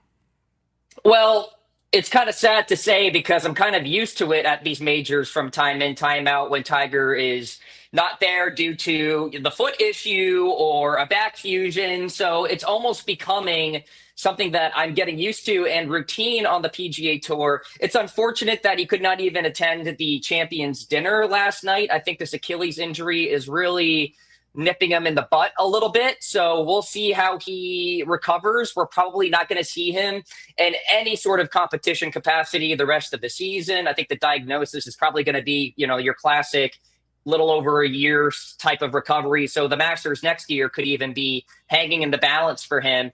It's unfortunate that we're at the position where we are with Tiger. I've said it many times on shows before. I do think he needs to hang it up and retire from the game. But when you are the best player to ever walk the earth, it's really hard to give up that sport you were so good at. Look at Tom Brady, Brett Favre, Jordan, all these guys, at the top of their games for so long, really hard to give it up. So we'll see if he finally kind of comes to his quote unquote senses. Maybe he brings in more doctors into the conversation about what he needs to do going forward in his career. But I love what he's doing now, Mike, from an ambassador perspective. He's getting involved with the president and PIF and trying to get these negotiations happening between PIF and the PGA Tour. So I like that side of Tiger a lot because he can make a lot of impact there too.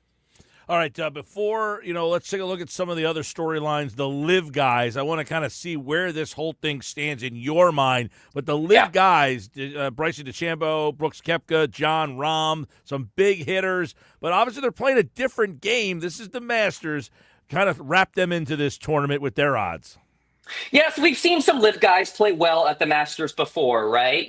Brooks Koepka, Cam Smith. So you can't write them all off just because they're playing in a quote-unquote lesser league. They're not playing as often, that sort of thing. There are a couple of golfers who are absolutely lighting it up on live. And the guy who may be coming in with the best form, Mike, is a guy who hasn't won in quite some time on the PGA Tour, Sergio Garcia, the former Masters champion since that victory back in 2017. He's been missing cuts left and right at the Masters, but he's coming in with fine form. The ball striking is elite right now. So you're seeing a bit of a resurgence with him. We've seen many times an older player performing well at the Masters when we did not really expect it. Fred Couples, Bernhard Langer come to mind.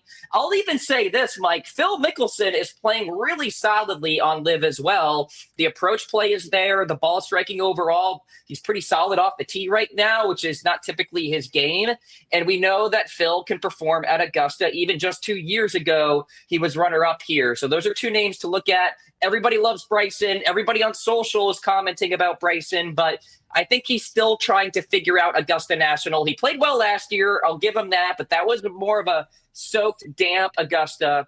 This week, it's going to be a bit more baked out. That makes it more challenging around these greens, and that's not really his MO, especially amongst all of these undulations here at the Masters. All right, Jordan Spieth plus 3,500, has not won a PGA Tour event since 2022, had the wrist problem. But, I mean, there was a time, Cam, where this guy was the Tiger Woods. He was coming out gangbusters and really set the tour on fire. He's kind of vanished. Is this a weekend where he can re-emerge? He's been so Jekyll and Hyde so far this season. And, I think that's what we're going to get with Jordan the rest of his career. T4 at the Phoenix Open, follows that up with a missed cut. Then he follows that up with a T9 and then a 59th at the Players Championship. And a big reason why we're getting those results is because I don't even think he knows where the ball is going off the tee. Right now, the good news about Augusta National is there is plenty of forgiveness, and the rough even really isn't that penal. So we're not talking about a typical U.S. Open setup or PGA Championship. Spieth has some fine vibes at Augusta National as well. If this tournament kind of becomes a scramble fest where everybody's missing greens and you got to save yourselves everywhere, I think Jordan can thrive in those conditions. If this becomes a birdie fest and everybody's feasting on the par fives, that's where Jordan really can't level up to the likes of a Rahm or a Scotty or Rory because they have that distance advantage. So I'm not really sure what we're going to get from Jordan Spieth here this week, and I feel like a lot of people are going to say the same thing. Yeah, he came on the scene, had some unbelievable runs, hasn't won since 2022. Crazy to think that. Yeah. All right. Give me a guy, no major title, that could finally break through, and this is their weekend. Yeah, obviously the Masters is more of a chalky event, so you're not going to get a whole lot of long shots winning this particular tournament. But somebody who really intrigues me is one Russell Henley. He has been that dark horse at major championships quite often, and he's the number 7 golfer in the world right now. He won recently at Bay Hill. His ball striking overall is absolutely majestic. One of the best iron players in the world right now. Really straight off the tee. And like I talked about, has played well at major championships before. He was 4th at the Masters 2 years ago. He's got a couple of top 15s as well. I could see it for him coming all together and winning his first major championship this week. And that is a juicy number. I think probably like 60-1, Mike. Yes, Russell Henley right now is plus 5,500 on DraftKings. So there's a little one from Cam there. He's also plus 700 for top 5 and top 10. Still decent value if you want to throw Russell Henley at plus 300 there as well. Give me where the state of this sport is with the LIV and the PGA. We've been looking at this since it all exploded and split, and then are they together? Are they not together? Where are we with the state of golf right now? Well, the PGA Tour absolutely blew LIV out of the water in terms of their head-to-head network TV showdown because LIV is now on Fox. And the PGA Tour last week was on NBC, and the PGA Tour won that battle. That's kind of a microcosm of why I think still the PGA Tour has the upper hand right now. By the way, the LIV was on FS1, correct? Oh, was it? I thought it might have been on Fox. Maybe I'll have to check on that. The only reason I know that, not because I was watching for LIV, the Phillies played on FS1 last week, and the lead-in was LIV. Oh. Okay. Well, there you go. Maybe they jumped to LIV after that when the Phillies are playing. Who knows? Yeah. But that is to say, there's not a whole lot to report as far as this merger is concerned, but that's not for a lack of effort. There's been multiple hours-long meetings with the President of the United States, Donald Trump, where he's hosted PIF and the PGA Tour. He's been in Tiger's company many times. He's golfed with Tiger. He's obviously talked with Monahan, the commissioner of the PGA Tour. The issue at hand is you've got Congress looking into this merger for antitrust reasons. And then you also have the Department of Justice looking into this merger for antitrust reasons. So until we figure out that red tape, I just don't see how this agreement can actually be true and pen to paper. Even if the two sides agree, handshakes and all, it's not going to matter because the U.S. government is getting involved with this. So there's so much to be figured out. All right, we'll get a pick from Cam. Each of the last 4 Masters have been winners under the age of 30. So is there a young guy that jumps off the page, or is it going to be an old faithful that you're going to give our listeners today? I'm giving you Colin Morikawa, the number one iron player in the world right now. I mentioned that stat earlier about coming in with good iron play form. Colin is number one on that list. Rory 2, Scotty 3, but Colin is well ahead of both Rory and Scotty. 3 straight top tens at the Masters his last 3 years. Hasn't won in a while, but he's been on the first page of leaderboards quite often. I think he's due for a win here, and he will complete the third leg of his own career Grand Slam this week. There you go. Cam Rogers, you can bet that wherever you want to. Get some fun this weekend. The par 3 is happening right now. Packed down there, man. It looks like a tremendous weekend at Augusta. And, of course, we'll have more updates throughout the week here on the Sports Bash. All right, Cam, good to see you, man. Good to see you, Mike. Cheers. All right, there's Cam Rogers at Cam Rogers Live on the X platform. You can watch him and check out all of his stuff at the Believe Network. All right, more Sports Bash coming up, 97.3 ESPN. Before, I want to congratulate Adrian in Atlantic City. Congratulations, Adrian in Atlantic City. You are our most recent qualifier for this year's NFL Eagles Draft Party. This hour of the show is brought to you by Broadlee's Plumbing, Heating, Air Conditioning, your trusted source for heating, plumbing, service, and installation. Call 609-390-3907. Online at broadlees.net. Yeah, Morikawa has been a very popular pick throughout the golf world, so if you want to throw some shekels on him, good luck. More Sports Bash on the way, 97.3 ESPN.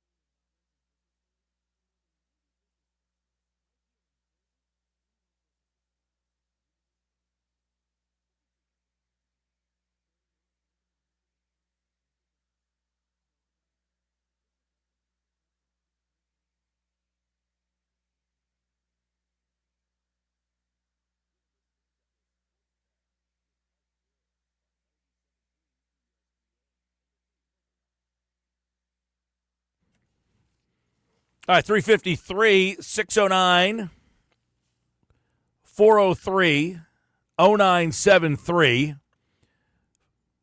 is the text board. Remember that number. You're going to need it in a couple of moments. But first, I want to tell you the Sixers tonight taking on the Wizards. Big game tonight. Because Brooklyn beat the Hornets last night. You were kind of rooting for the Hornets to win that game. But Brooklyn beat the Hornets, which means now the Hornets kind of kept their distance from you. If the Hornets could have beat Brooklyn last night, you might have had a shot to catch them. Now that seems pretty far-fetched. Yeah, now the really only thing you're hoping for is, one, the Sixers keep losing, and two, maybe the Pelicans lose somewhere. Yeah, I just, the Sixers have 3 games left. The Pelicans have 3 games left. You'd have to win 2 out of I don't know what the standard. You'd probably have to lose all 3. They'd probably have to win all 3 because I think you're probably 3 ahead of them now. But that was a big win by the Brooklyn Nets last night because it's now pushed them even further away from the Sixers, who have about a 68% chance, I think it is, to keep that top 5 pick in the draft. Sixers are 2 games behind the Pelicans. 2 games, all right. So still very far-fetched. There's hope. They're saying there's a chance. Right now, first 3 people, fastest 3, text the word draft, your name, and where you're from to 609 403 0973. First 3 people in, you are in for this year's draft party at Topgolf Swing Suite at Ocean Casino Resort in Atlantic City. First 3 people, text in right now. Draft with your name and where you're from. Simple as that. 609 403 0973, and you have a shot to win Eagles Club Box tickets for a game this season at the Link.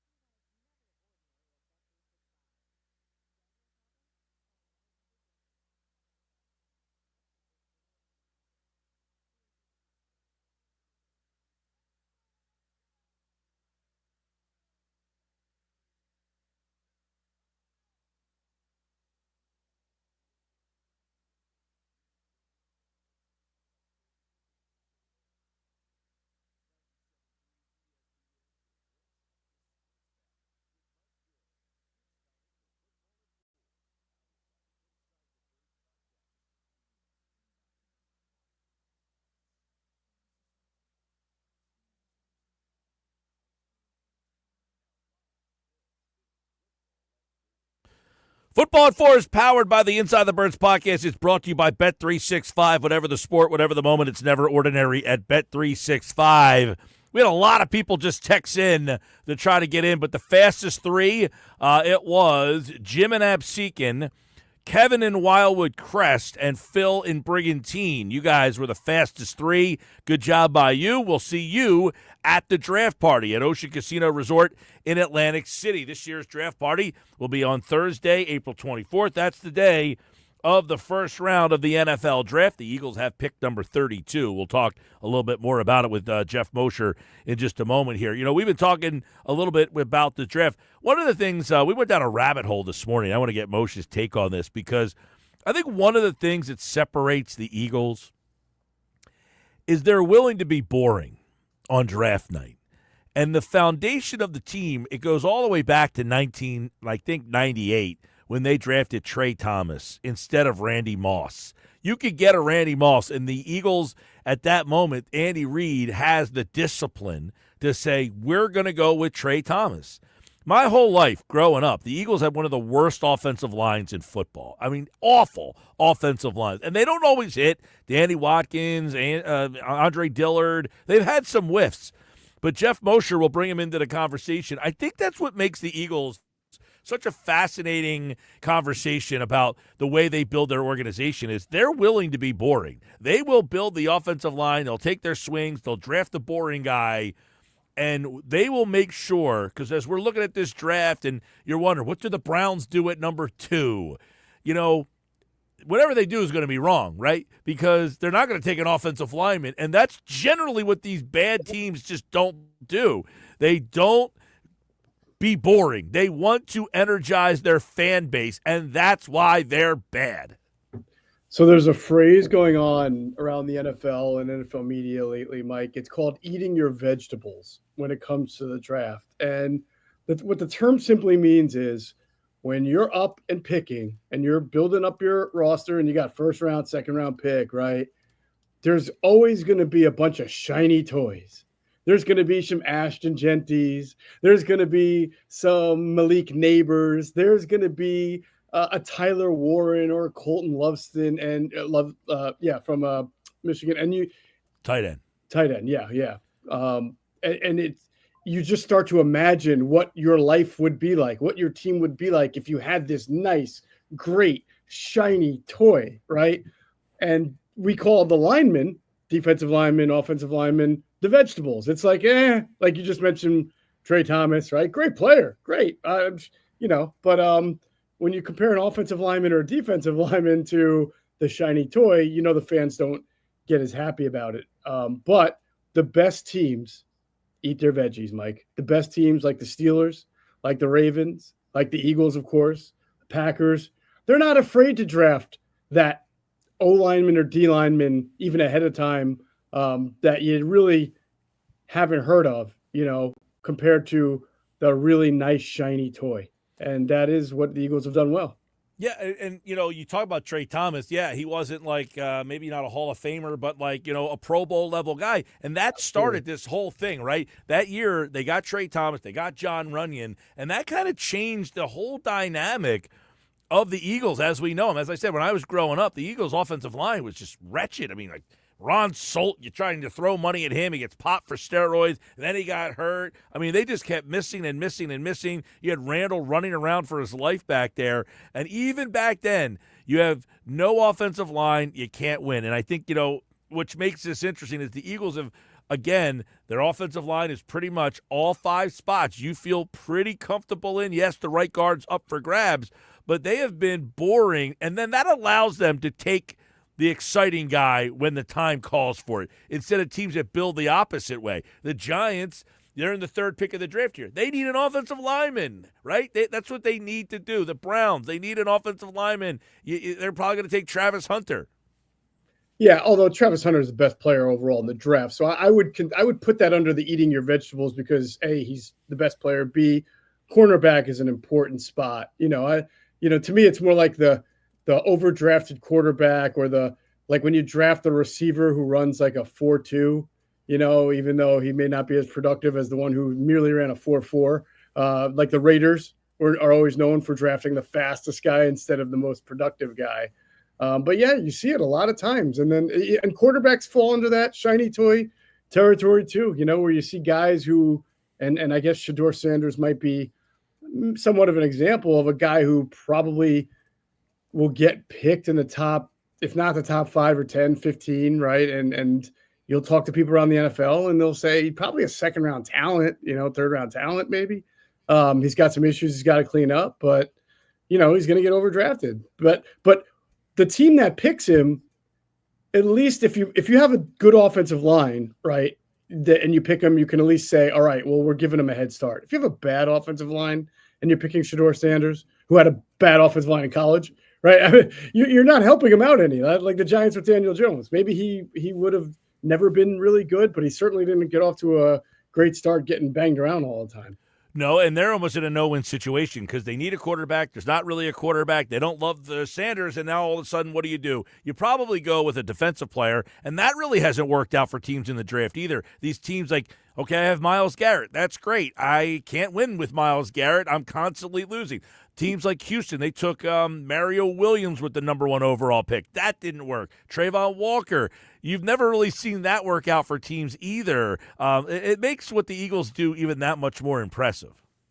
Yeah, and the fact that they found their quarterback in the second round was, adds a layer to that. The Eagles do a really nice job. We talked about this on Monday of what you call draft proofing your roster, which means like it's not perfect, but you sign as many free agent 1-year guys. You sign as much depth and competition pieces as possible so that you don't go into the draft thinking, gosh, I have to draft this guy. And that's why not only are the Eagles known for eating their vegetables, but they've become the team lately, kind of like the Ravens, where everybody looks at them and says, how did the league let that guy get to the Eagles? How did they let Jordan Davis? How did they let Jalen Carter? How did they let the Heisman Trophy winning wide receiver fall all the way to the Eagles? Because the Eagles didn't have to, trade up a bunch, like 7, 8, 9, 10 slots to fill a need. They might do it to get a guy they like, but they don't do it because they absolutely need to fill that hole immediately. Well, it's funny. I we're about 3 weeks away from the draft tomorrow. They got Jalen Carter because he had that that whole situation in Georgia. He got pulled off draft boards by teams, and the Eagles said, "Hey, look, we did our homework. We'll draft this guy." And it's funny because Walter Nolan's another guy who's kind of getting that rap, and it's like you could almost feel like if he's on the board at 32, he's the guy that makes the sense for the Eagles. They'll say, "Hey, we feel pretty comfortable that we can get this guy under wraps, that his off-the-field stuff is not going to be a problem." And then, bam, you end up with a guy who's like a top 15 talent, and you take him at number 32. Right, and then the rest of the league would say, how did you let Walter Nolan fall all the way to of all the teams? It's kind of felt – I know people felt that way when the Chiefs got Xavier Worthy, right? Yeah. They're like, oh, my God, the rich get richer. Now, Nolan would be interesting on the Eagles only because – they were able to do it with Jalen Carter at a time because, you had Jason Kelsey, you had Fletcher Cox, you had Brandon Graham. You don't have those 3 guys. You do have leaders. Lane Johnson's certainly a leader, and Jalen Hurts is a leader. But, it would be interesting to see if the Eagles felt comfortable putting Walter Nolan next to Jalen Carter without a true elder statesman in that D-tackle room and, wondered if that would be the right type of complement and mix. We're talking D-tackle. Let's stay there for a second because the draft's coming up and we think Walter Nolan or someone at 32. What do you envision Jordan Davis? They didn't pick up the 5th-year option. Do they want more from him? Do they not think that he has lived up to what they wanted him to be? Are they looking for an upgrade there? Would they rather lessen his role? I know that was a lot there, but you see what I'm saying is him being in the 5th year now, I find him to be an interesting guy because by all accounts, I think most people, if you polled the people on the street, what do you think of Jordan Davis? Oh, he's been a bust. I don't know if he's been a bust or if he's exactly what they wanted. Yeah, I feel like there's an alternate universe for Inside the Birds listeners because whenever we talk about Jordan Davis, we get a ton of YouTube comments from people who think he has done an excellent job as a first-round pick and that his job should only have to be to stop the run. And if he's only playing in there to stop the run and playing 15 snaps, well, then he's excellent. And they're going to be quite surprised that the Eagles did not pick up the 5th-year option, even though Adam and I have been saying for a while, look, Jordan Davis has not lived up to the expectations. There's no way you can trade up for a guy in the first round, play him 15 snaps in the most important game of the year, your Super Bowl, and then consider that, in his third season, by the way, and then consider that what you expected when you drafted him 3 years ago. And even Howie Roseman said in his introductory press conference when they drafted Jordan Davis, if down the road we are not playing him on third down, then it didn't work out the way we envisioned, because they thought they would coach him up into becoming a player who not only was a run stopper, but also would give you a significant amount of pass rush, or at least push the pocket, right, Mike? It may not be a great Fletcher Cox-like pass rusher, but he can command two blockers and free up everybody else. Well, the guy, I think Greg Cosell had this stat for us. I think he played 1 or 2 snaps all year long that was 3rd and 5 or longer. They do not envision him as a pass rusher. He is not a part of their 4-man rush. They do not want to pay upwards of double-digit millions or whatever that 5th-year option would have been. And I don't see them giving him an extension unless he gets some kind of 1-year deal, at the end of the year, if free agency doesn't work out, or unless in the first 5 or 6 games of next year, he suddenly overnight became a 3-down lineman who was just a Dexter Lawrence type player. Then you'd have to consider it, but he's been far from that so far. All right, we've been asking the listeners to text in questions for football at 4 today, so let's get some of the text questions that have been coming in. Jimmy in Galloway, Jeff, he wants to know, what's the biggest need heading into the draft for you, corner, edge rusher, or something else? Jimmy in Galloway, appreciate it. Jimmy? Well, I mean, the draft is supposed to be about the future and not need. Certainly corner, edge rusher, they're thin at defensive tackle, especially if you're just talking about having Jalen Carter is dominant, but Moro Ajomo, you don't know what to expect. Jordan Davis may only have a year left. I think tight end, even if Dallas Goedert is still on the team, tight end for the future is going to be a need, because that this would be Goddard's last year. And I still think that when all is said and done, he won't be. So safety, honestly, like I said, the Eagles have done a nice job. They've signed players at all these positions to be competitive, and they have picks. I want to give you a follow-up to this. Uh-huh. Do you think there is a drafted player that starts on this team? Do I think there's a drafted player that's – you mean from this year's draft? Somebody that they draft this year. Because, when you draft a guy, you get the new toy, you especially Absolutely. a first-round pick. Absolutely. Oh, is he a starter? Absolutely. On this team, is the draft choice a starter, or is it – Yeah, it could be. If it's a cornerback, yeah, right? I mean, if you draft a cornerback in the first round, the expectation is he's going to be better than Keely Ringo or Adoree Jackson. That's just the bottom line on it, right? If you take a safety in the first round, which you never know at 32, but a first-round safety has to beat out a third-round pick in Sidney Brown, who hasn't gotten on the field. Yeah, absolutely. Defensive tackle, you take Walter Noel in the first round. Is he going to beat out Moro Ajomo? Possibly. Maybe if not by week 1, then week 4, 5, 6. He would be one. He would be one. I would agree with you there. All right, let's get to Chase in Mays Landing. Mo, should the Eagles consider trading up to land a game changer or play it safe and go the depth route? Oh, that's a great call. Great question, Chase. And it's almost a little bit like I need the context, right? I'm a firm believer that when you're a really good team year in, year out, like the Ravens, like the Eagles, Chiefs, that it does pay to be aggressive, because you're not going to be picking from the upper echelon pool very often, right? I mean, they got lucky with the whole Jalen Carter, because that first round pick became an extra one for them. But so if there's a guy that they got in like the top 15, or a real high grade on, and for whatever reason he's there at 25, 20, he really starts to slide, then it makes sense to go up to get that game changer. But I can also tell you it would make sense to do the opposite. If you're at 32 and a lot of your first round guys are gone, and there's a cluster of good players that you all have in the second round, it's a good time to go play it safe and build depth. And you'll see the board materializing from 32, right? You'll start checking guys off that you're like, I wish that guy fell. Because I'm wondering who the guy is that they are willing to pull the trigger on to move up for. Like, we're not quite there yet, I think, 3 weeks out, but you start to feel – you're going to start to hear names, right? Don't go for the guy, go for the position. It would be like an edge rusher, right? Like maybe a Donovan Ezeraku or something like that. Or have you been practicing that name? He's from Williamstown, so I got to cornerback maybe. Edge rusher. I said Donovan. D tackle again. Is Walter Nolan, or is somebody else they have a high grade on, Darius Alexander or Derek Harmon? Is he within reach? Then you start to look at that and say, is it worth it to go up there? All right, let's get another one. By the way, good job by the people out there. We got a lot of them for you today. 609-403-0973. We'll kind of do like a Mosher mailbag here, each week and kind of get more listener questions. So I don't have to come up with all the questions all the time. It puts a lot of pressure on me. Scotty and Margate, which position group, I like this question, would you double dip at in the draft if you were Howie? That's a great question. That is a great question.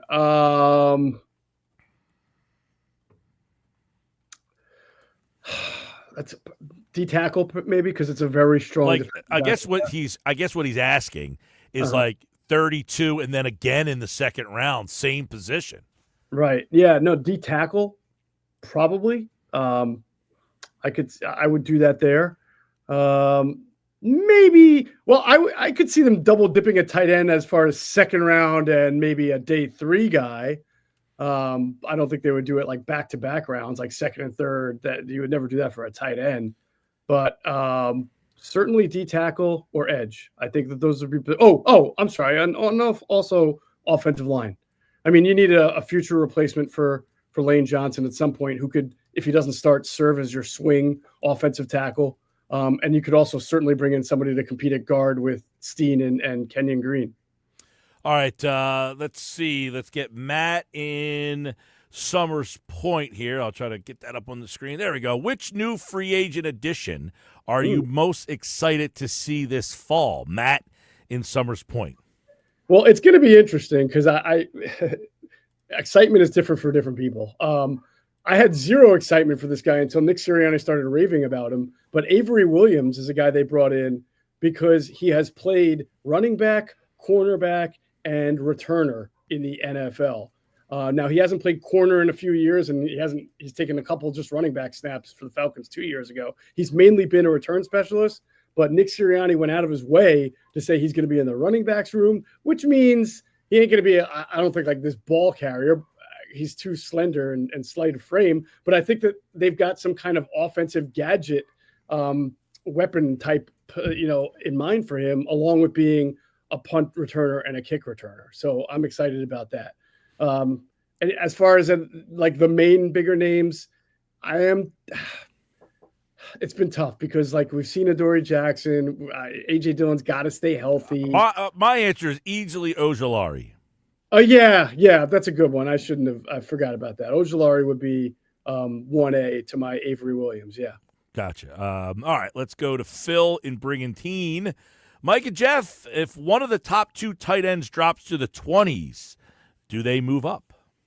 I mean, moving up from 32 to 20-something is going to cost you. So it's not as close as you might think. If it's 29, then maybe you got a discussion, but I don't see that happening with the top 2 tight ends. If so, maybe. But it is not a deep tight end class, but it is a good tight end class for the first 2 or 3 rounds. So if you lose out on Tyler Warren, if you lose out on Colston Loveland, that's the name I butchered earlier, you still have got guys like Mason Taylor and Ferguson from Oregon. And, Greg Cosell has been on our show, and our tight end outlook is coming out soon with him, his breakdowns. But Arroyo from Miami, people really, really like. He can stretch the field. There's a decent number of tight ends. So I don't think you're going to be trading draft value to move up for a tight end in the first round. All right, Steven Vineland. Which player is most likely to have a breakout season in 2025? These are good ones. I like this question because I'll give you my answer first. The breakout season guy, I think is everyone's obvious answer, was Nolan Smith, right? For last year? Well, to have a breakout this year is like he last year he had a good end of the year, so now he'd be everybody's pick for the breakout type of guy, right? I tell you what, I had a different guy in mind though. Did you have a different guy in mind, or was that your guy too? Let me hear yours. Only because this guy sort of has even, hard to believe, but even more of an athletic profile is Jalix Hunt. And right now, there you go. Like he's going to play quite a bit. And Nolan Smith took a little bit, right? I mean, there were some questions about, could he play the edge? And then for the first 5 or 6 weeks, there wasn't much there. He really did start to come on a little bit middle to the end of the season. Jalix Hunt got in there and immediately showed you he can do some things that, including run defense, like shedding offensive tackles, shedding blocks to get and chase down ball carriers. I mean, that's beyond what you would expect from a guy who only played a year, I think, or two of edge rusher because he was a safety at Cornell. So what this guy was able to do in he didn't even play at like a good Ivy League football school. He was like one of the weaker ones. Yeah. Right. Yeah, And then crazy. he had this great growth spurt. So, I mean, I almost feel like the potential on the upside for Jalen Hunt is as good, if not better, than Nolan Smith. Joe in Atlantic City, what's one offseason move the Eagles should have made but haven't yet? Oh, that's a really good question. Wow. Probably signing. All right. I would have loved to have seen the Eagles sign Calais Campbell. I forget where he went. Arizona, maybe?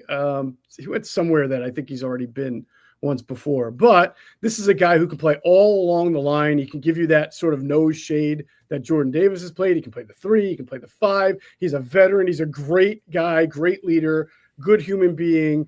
And I think, like I said, if you wanted to draft a guy like Walter Nolan or somebody who came with a little character risk and put him next to Jalen Carter, you would like an elder statesman in that room. And I've always been a fan of his height, his length, the player that he is, the person that he is. I thought it would have been a nice veteran 1-year deal for him. I like this question. We'll end on this one. Thanks to all the people who have been sending questions in. We'll do this with Moshe and some of the other guys here on the Football at 4. Would you be okay with the Eagles using their first-round pick on an offensive weapon, or does it have to be defense? That's from Calvin in Upper Township. Yeah, because it's funny, right? Because if you think of Missouri wide receiver Luther Burden, really good upper echelon talent, but for whatever reason, maybe it's character, medicals, I don't know. You see him falling into the lower end of the first round in a lot of mocks, and it's like, man, if he was there at 32, you've got A.J. Brown, you got Devontae Smith, but if this guy is an upper echelon talent, how do you pass on him, right? I mean, how do you pass on someone like Luther Burden if he clears, a lot of those hurdles for you? It would be hard if you're saying best player available. So I give the Eagles a little bit of the benefit of the doubt. I didn't used to, but I think they've really nailed the draft the last few years, and they've gotten their process a lot better since 2020. So if a wide receiver or the tight end, absolutely. I assume we're tight end is an offensive weapon, right? If it's the Michigan kid or the Penn State kid, yeah, I would be fine with them using the 32nd pick on it. Okay, the draft, of course, you can listen to right here on 97.3 ESPN. Our draft party is live. We will be at Top Golf Swing Suite at Ocean Casino Resort in Atlantic City. We're looking forward to that day. We're going to be giving away a pair of tickets to see the Eagles play from club box seats at Lincoln Financial Field. We've got an overnight stay for Ocean Casino. We've got tickets to concerts at Ocean and other great prizes all throughout the day. Our longest drive competition can win you an overnight stay and other prizes. Jeff Mosher and the Inside the Birds guys, I'm sure you have plenty planned leading up and for draft day as well. Absolutely. And don't forget, we've been previewing the draft with Greg Cosell, breaking down every single position from a tape standpoint, and our analytics guy, Sam Fickle, our expert, doing it from an analytics standpoint. And we just keep dropping these podcasts all throughout the week and leading up to the draft. It's really good intel. So make sure you follow the guys Inside the Birds, of course, and here on Football at 4. We'll do some more Mosher mailbag questions next time he is on here. So thanks to everybody for getting those in. We'll do it again next week with Jeff. He's back on Mosher Monday here on Football at 4. Thanks, man. See you, Mike. All right, there you go. Jeff Mosher, everybody from the Inside the Birds podcast. Good stuff. See, you guys helped out for the Football at 4 segment. We'll do more of that leading up to draft day. 609-403-0973. It's the Sports Bash Live. When we come back, it's another edition of Nick's Nuggets. Nick Earnshaw joins me next on the Sports Bash.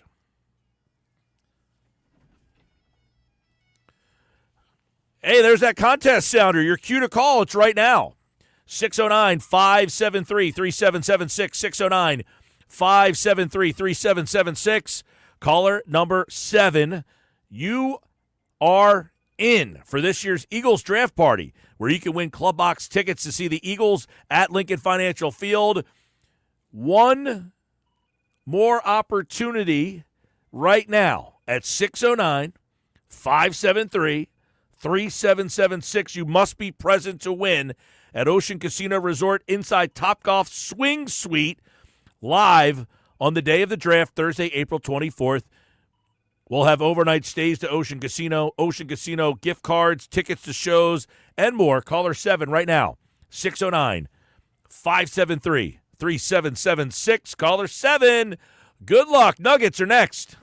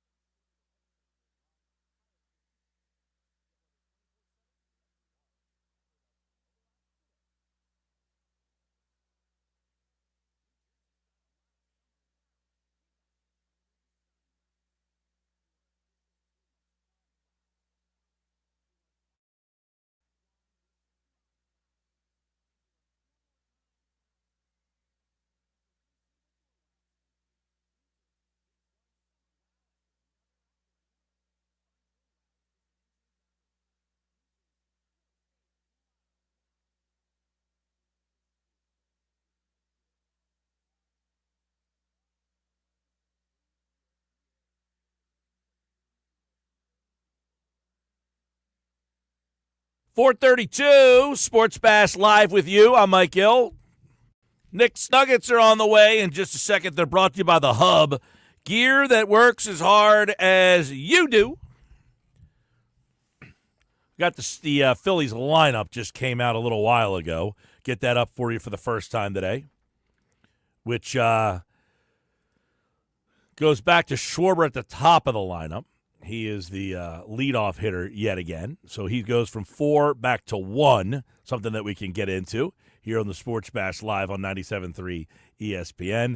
The lineup tonight goes with Schwarber, Turner, Harper, Bohm. Let's see. Where'd that lineup go? I kind of lost it for a second there. There it is. Schwarber, Turner, Harper, Bohm, Kepler, Castellanos, Realmuto, Stott, Marsh. So you got the 3 lefties, 8-9-1. Kepler's in the 5-hole tonight. Castellanos moves down, and that's your lineup tonight here on the Sports Bash. Nick Earnshaw is host of the Shift podcast, and he is the producer of The Locker Room weekends on 97.3 ESPN. He has Knicks Nuggets for us right now on the Sports Bash. Nick, what's up? Mike, what's going on? Nice to talk to you again. Not great to talk to after a bad loss by the Phillies last night. There's no way they should have lost that game, by the way.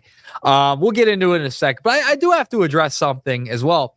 You know, yesterday we were talking about the voicemail. I heard you were talking about VCRs earlier. You were talking about 90210. You're a big 90210 fan.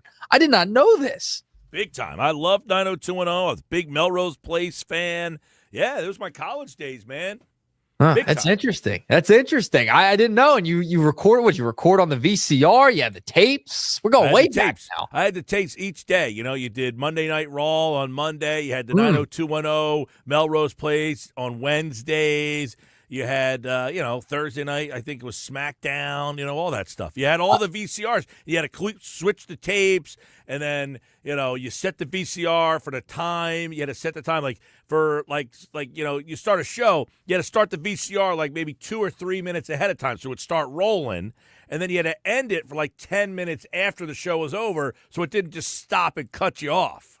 Sounds like a lot of work back then. My goodness, how far we have come. By the way, me and Josh were playing a little phone tag like we talked about yesterday.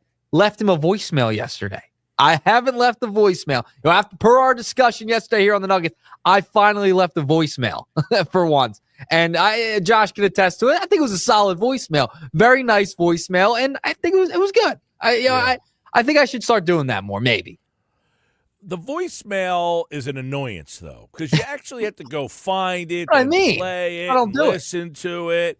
Yeah, the voicemail is antiquated. See, because he left one for me, so I had to leave one back. He got in my way. It's a lot to do. You got to listen to it. You can't just read it. I mean, they do leave the text now on the iPhone. I know you guys are green Android people over there in the studio, but I mean, listen, left the voicemail. For once, might not do it again. We'll see what happens. But I did want to say I participated in the voicemail for once.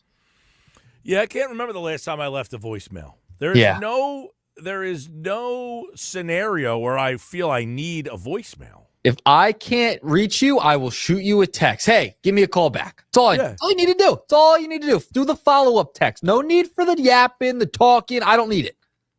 I'm out. I don't even want to have to go erase the text, the voicemail. And that leaves more even if I don't listen to your voicemail, I still have to go erase it.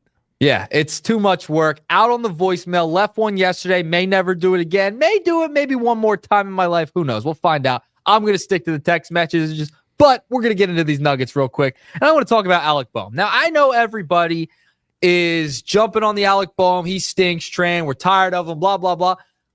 Let's give the guy a little bit of patience here, okay? He's batting fourth tonight. He's in the cleanup spot. His first at bat yesterday, I loved his first at bat in yesterday's ball game. It's like, all right, he's getting a little confidence under him here. He's seeing a few pitches. Love to see it. Now the last at bat, I don't know what on earth is going through his mind. Harper gets on base. The guy just threw 5 straight balls, and he swings at the second pitch of the at-bat after seeing a ball. Let the guy continue to be all wild and out of the zone. He just walks someone on 4 pitches, and then he throws the ball to you on the first pitch, and then you swing at the very next one. Very frustrating there. He's had 1 walk in 41 plate appearances so far this year. Not good. He's got to see more pitches, Mike. I'm not gonna, listen. I think he's a really good player, really good hitter. He's got a great swing, but he's got to be more disciplined at the dish, because he has to see more pitches. He will get so many more base hits. He will not have all this criticism thrown onto him if he just is a little more disciplined at the plate and patient. Why? No need to be so aggressive early on in the count all of the time. This is what people were complaining about on Saturday. He kind of started doing it again. And in a big at bat late in the game, you're down 2 runs. What are you doing swinging that early in the count? Yeah, Bohm, I think, is pressing, right? I mean, I think he knows that people are down on him. I think he knows that the trade stuff, and I think he's pressing a little bit early on in the season here, because, this is kind of, I don't want to say uncharacteristic of him. He's a guy that first ball swings, but I think Mike Schmidt said that Alec Bohm had one of the best approaches that he's ever seen. We have Dave Gallagher on throughout the baseball season. He's a guy who played 9 years in the majors. He's another guy who said he loved Bohm's approach. Right. But in the early going here, I think he's pressing. I think he's trying to do too much. I think he's trying to justify, to people that wanted him traded or that his name was in the trade stuff, and then he's trying to do something. Right now, you got Schwarber, who's ripping the cover off the ball. Yep. You got Castellanos. So he's trying to say, hey, I belong with these guys, and it's not happening for him. No, it's not. And, in a few of his at-bats, like the strikeout, he saw a bunch of pitches, great. But that last at-bat, I was very frustrated with that last at-bat last night. I know, they were down 7-5, I get it, but the second pitch after seeing, and he's had good approaches, and like you mentioned it, greats of the game have said, like Mike Schmidt has said, he's had a good approach. He's got to be pressing with all the noise, all that. He's got to block it out and just go back to what he does best. See some pitches and that beautiful swing of his. I mean, when he makes contact with the ball, one of the best swings in baseball, honestly. So he's got to just pull back a little bit, relax, see a few pitches. Don't be so aggressive early on in the count. You got to relax and not press as much and just block out the noise. Yeah, I mean, look, and Schmidt talked about it, that, he experienced the highs and lows, and talked about how the crowd was tough on him, and the crowd is tough on, that he's been in Alec Bohm's shoes. So, hey, listen, they need him. We talked about this earlier. He's a guy that they need to kind of turn it around here. He's got off to a bad start. But remember, keep in mind, we're 10 games into the season. We're 10 games in. I just don't want this to linger throughout the season. I don't think the fan base wants this to linger as well. I see a lot of write-ups of proposing trades. They should not trade Alec Bohm. Okay, some of these mock trades you're seeing early on in the season. No way should the Phillies trade Alec Bohm at all this season. You got to play it out this year. He's good enough. We've seen how good Alec Bohm can be. He can hit doubles like the best of them. Got a great swing. Listen, I'm not out on Alec Bohm, and you shouldn't be either. It's too early in the season to do that. And I think he'll get over this. He'll get out of this rut. He just needs to see a little bit more at the dish. By the way, the quote from Mike Schmidt. All right, I found the quote from Schmidt. Let me get it up there. I'll pop it on the screen for you there. It says, this was on the John Clark takeoff. Do you have that audio? All right, we have that audio. This is Mike Schmidt on Alec Bohm and his approach. I've touted him as one of the best hitters I've ever seen many times on TV. I think he's got a fantastic approach to hitting. I think it's a kind of approach. He reminds me of Steve Garvey a little bit, shoot that ball everywhere, all over the field. I don't think he's real susceptible to striking out. I don't think he'll get to 100 strikeouts. It'd be more like 75, 80, which is low nowadays. So he, said he's one of the best hitters and one of the best approaches he's ever seen. It's what he said. So he said he reminds him of Steve Garvey a little bit, that he hits the ball to all fields. So pretty high praise from Mike Schmidt on Alec Bohm. Yeah, that's why it's frustrating, I think, to a lot of people of why he's, he won't strike out a lot because he's not seeing any pitches, right? Like he's swinging early on in the counts. I think he needs to see more pitches. Even if those strikeouts tick up a little bit, if he sees more pitches, he'll be able to hit the ball at all fields. Again, I think you are 100% correct in saying he's pressing this early in the season. I think it'll be a rut. I think he'll find his way out of it. And we'll all be cheering for Alec Bohm. So I'm hoping he figures it out because he's got a beautiful swing. And, he could hit the ball and he could be so massive for this team if he could figure it out. Oh, it'd be huge for this lineup. Yep, no doubt. And look, he's the linchpin. He's the 4 guy right now. So you got to have another. We talk about a right-handed bat. They need another right-handed bat. If his right-handed bat struggles, they're in big trouble. Yeah. All right. Let's move along. Nugget number 2. Last night, Edmundo Sosa out there in left field, first career start. It started off with a bang, Mike. All right. He makes that unbelievable web gem out there in left field, robbing a home run, looking like Spider-Man. I think Tom McCarthy said on the television broadcast, it was absolutely incredible. But then, there was an absolute disaster the next inning between him and Rojas. I want to play a clip from Ruben Amaro Jr. talking about why Johan Rojas should know better out there in center field. Take a listen. Everybody knows this is the first time Sosa's out there playing left field. So as a center fielder, you have to know that you're going to be the most aggressive player out on the field without question, especially with the big outfield like it is in Atlanta. The Truist Park, it's no joke out there in left field. So there's a lot of ground to cover. And to me, Johan Rojas has to go and challenge this baseball. He has to make the play, and he has to be really aggressive with it. And he sort of gave up. And I don't want to hear any excuses for Johan Rojas. He has been in the major leagues for how many years now? It's been this is his 3rd season in the majors. There is no excuse for that play to happen. We all know, everybody on planet Earth, even on Mars, know that Edmundo Sosa has not played a ton of outfield at all in his career, okay? That is the center fielder's ball. No ifs, ands, or buts. That ball needs to be caught. He needs to take a more aggressive approach out there. That is 1,000% on Johan Rojas. We know the center fielder is the captain of the outfield. He has to make that play, no doubt about it. Amaro is 100% correct.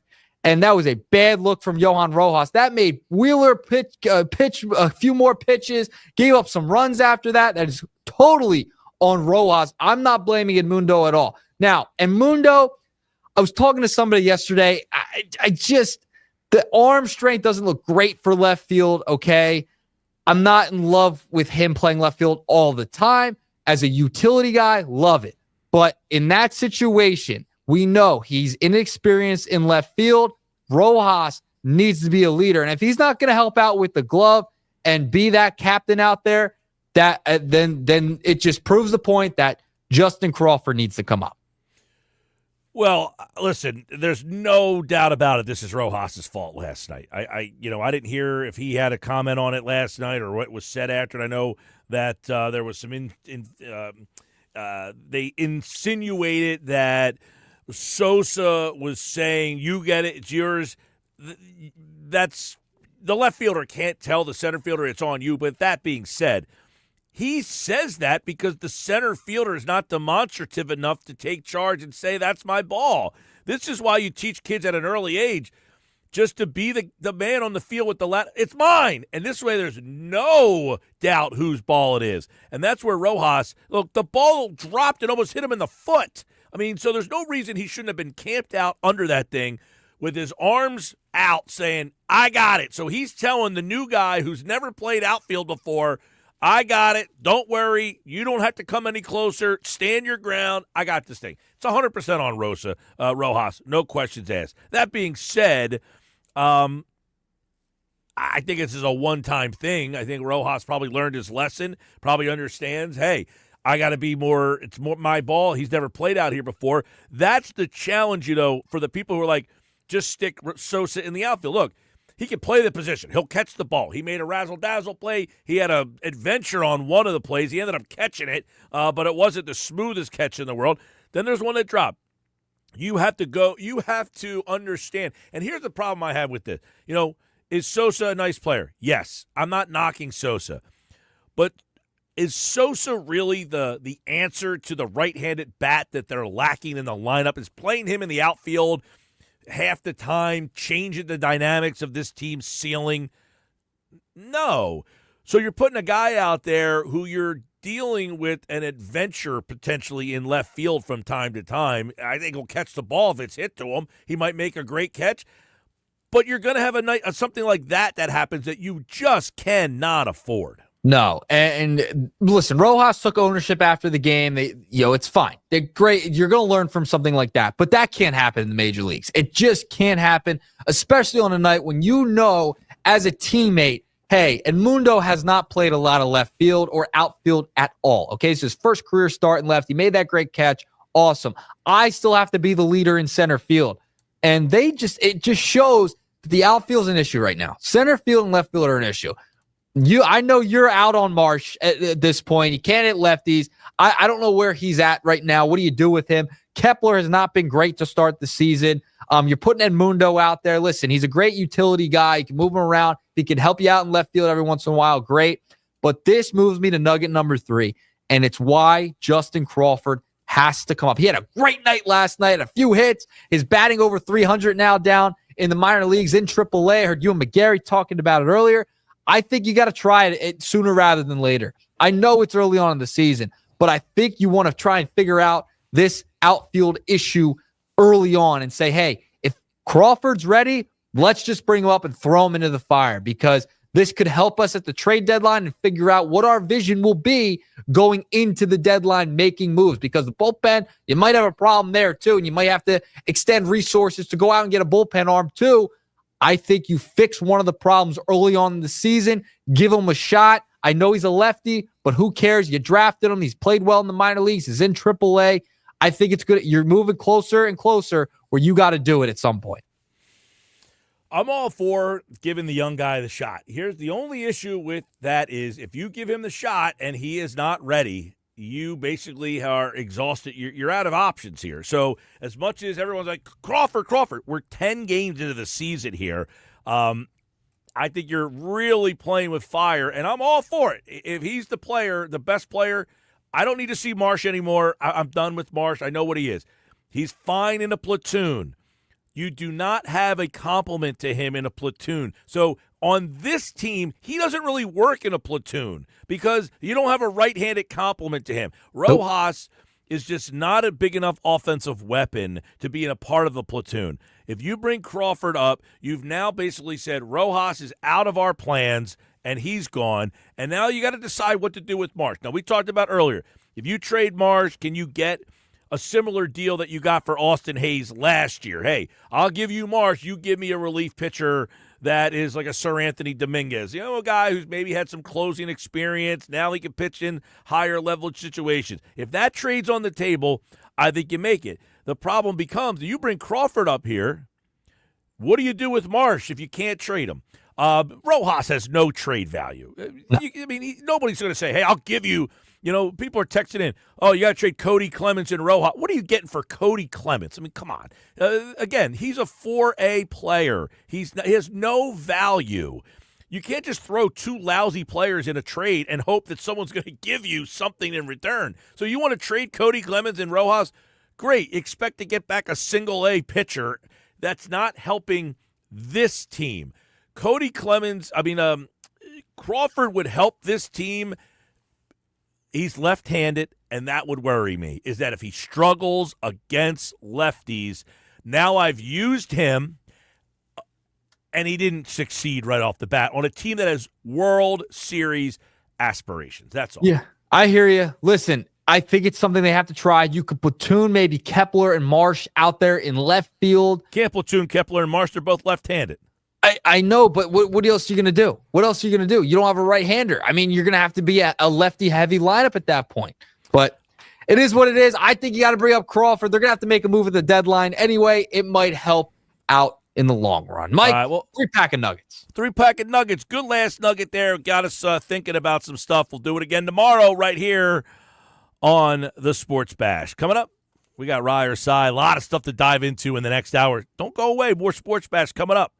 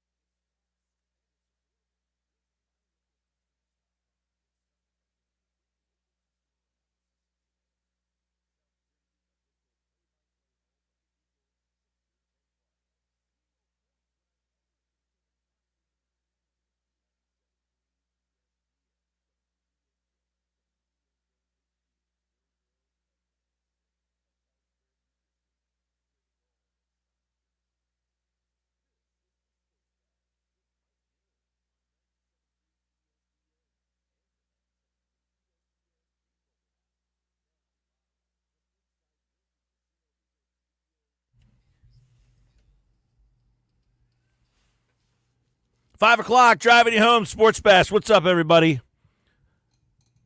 We got a final hour to go, a little wild card Wednesday for you. Got some fun topics for the final hour of the show. Phillies tonight, we got the lineup out there for you. It's the right-handed lineup. So Schwarber's back in the leadoff spot. Turner, Harper, Bohm, Kepler, Castellanos, Realmuto, Stott, Marsh. That is your lineup tonight for the Phils, taking on the Braves down there at Truist Park. All right, Sports Bass Live, 97.3 ESPN. Last night you saw the Turner lead off there. Got them going. You had Turner lead off with a base hit, and Harper with a hit. Then you had a triple from Schwarber. You had the double steal in there, so it kind of showed you, Turner and Harper, a little bang-bang, double steal.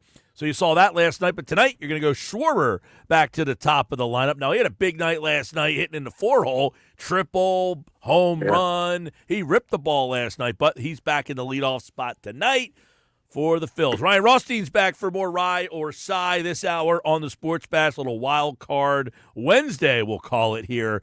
A little fun day as we get, a little closer to the NFL draft. The NBA draft now coming into fruition. I saw a Sixers mock draft. Right now they have the 5th overall pick in the draft. So that's the one benefit of the Sixers being tankericious, is that you can get into the NBA draft this year. Yeah, I'm excited. It's just like the process times, baby. We're back like we never left. My goodness.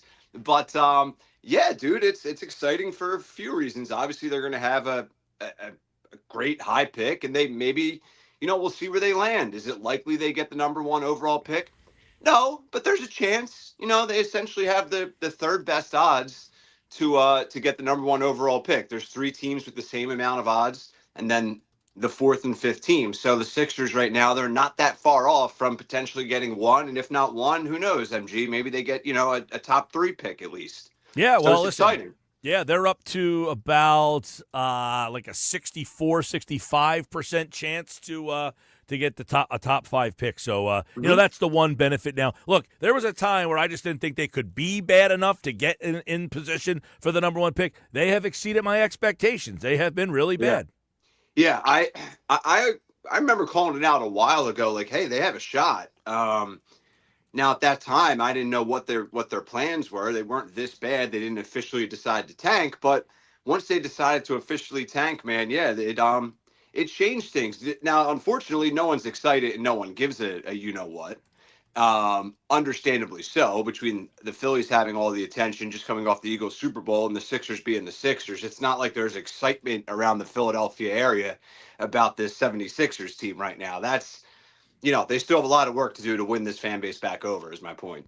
I think they have a lot of work to do, and it's going to be hard for them to do it considering there's a good chance they're rolling out the same team again next year because they just don't have a lot of ways to turn this team over. So, yeah, I don't know. And this pick's going to be the only difference. If you're Josh Harris, yeah, you see the Nuggets fire their coach with 4 games left in the season and they're the 4 seed. You see Memphis do the same thing.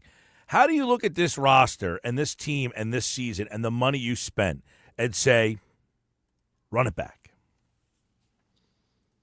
They're out of options. And it's funny how we have this conversation with 2 teams in town, and they're in 2 very different positions, right? The Phillies contending for a World Series, and now the 76ers are, a top 5 lottery type of team, and we're having the same conversation, the same run it back conversation, right? But what are your options if you're Josh Harris, if you're Daryl Morey? Well, you don't have that many options. Your options are: do you get a new GM? Do you get a new coach? Or do you just say, you know what, status quo, had a bad year, injuries played a role, we're going to run the coach, we're going to run the GM, we're going to run the team back? Well, all right, let's pretend, we're Josh Harris and Daryl Morey, or we're Josh Harris and ownership, me and you, whatever, in that board meeting. What was the number 1 problem this year? Injuries, right? Yeah. Okay. Yeah, I mean, it just if you're the owner, do you accept that answer?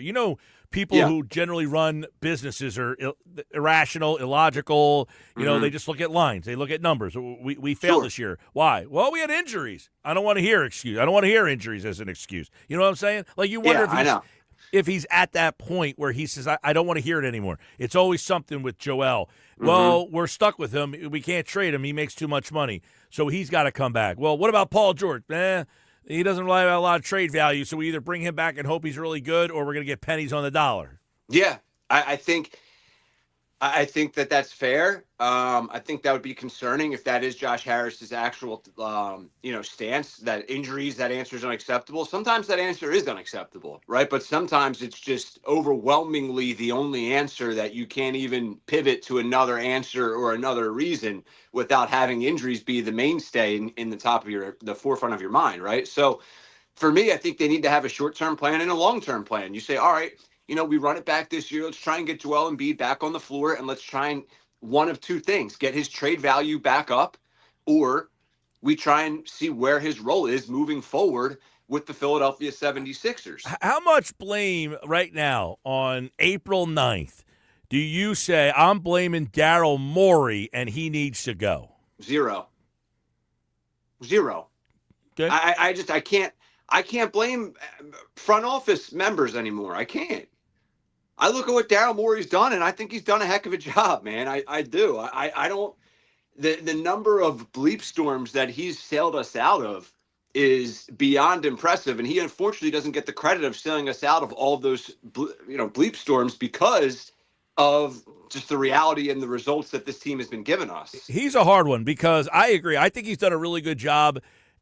The unfortunate part of this becomes you're the guy that signed Paul George and knew he had an injury history. The owner, though, has to sign off on that. But Correct. Does Morey take the bullet for saying we got to go down that road? And you approached Joel and gave him the extension, and then he gets hurt. So do you look at those two decisions as those two are more blemishes than the good you have done? Yeah, Because I think you're right. There's a lot of good that he's done that people just don't care about that good. They want to see results on the floor. They don't care that he was handed. They either don't care or they don't even see it. Well, they don't. Right. They don't want to hear that he created cap space because now the cap space has been ruined by the two decisions he's made. So, yes, he created the cap space and then destroyed the cap space by signing Paul George and then having to give the contract to Joel and then Tyrese Maxey. So, the good that he did got erased by the decisions he just made. We drafted Jared McCain. He got Tyrese Maxey. His drafting has been very good. But, I was having this conversation with somebody the other day. I don't want to hear that he got role players for this team. Because I said, look, the kid Bona can play. Whether you like it or not, Bona can play. He's a good backup center. He's gotten a lot of role players multiple different times. Right. Well, Justin Edwards, that's a player that you found. Quentin Grimes, that's a player that you clearly won that trade, and you got that. He got the Al Horford. Yabusele is a good pick up there.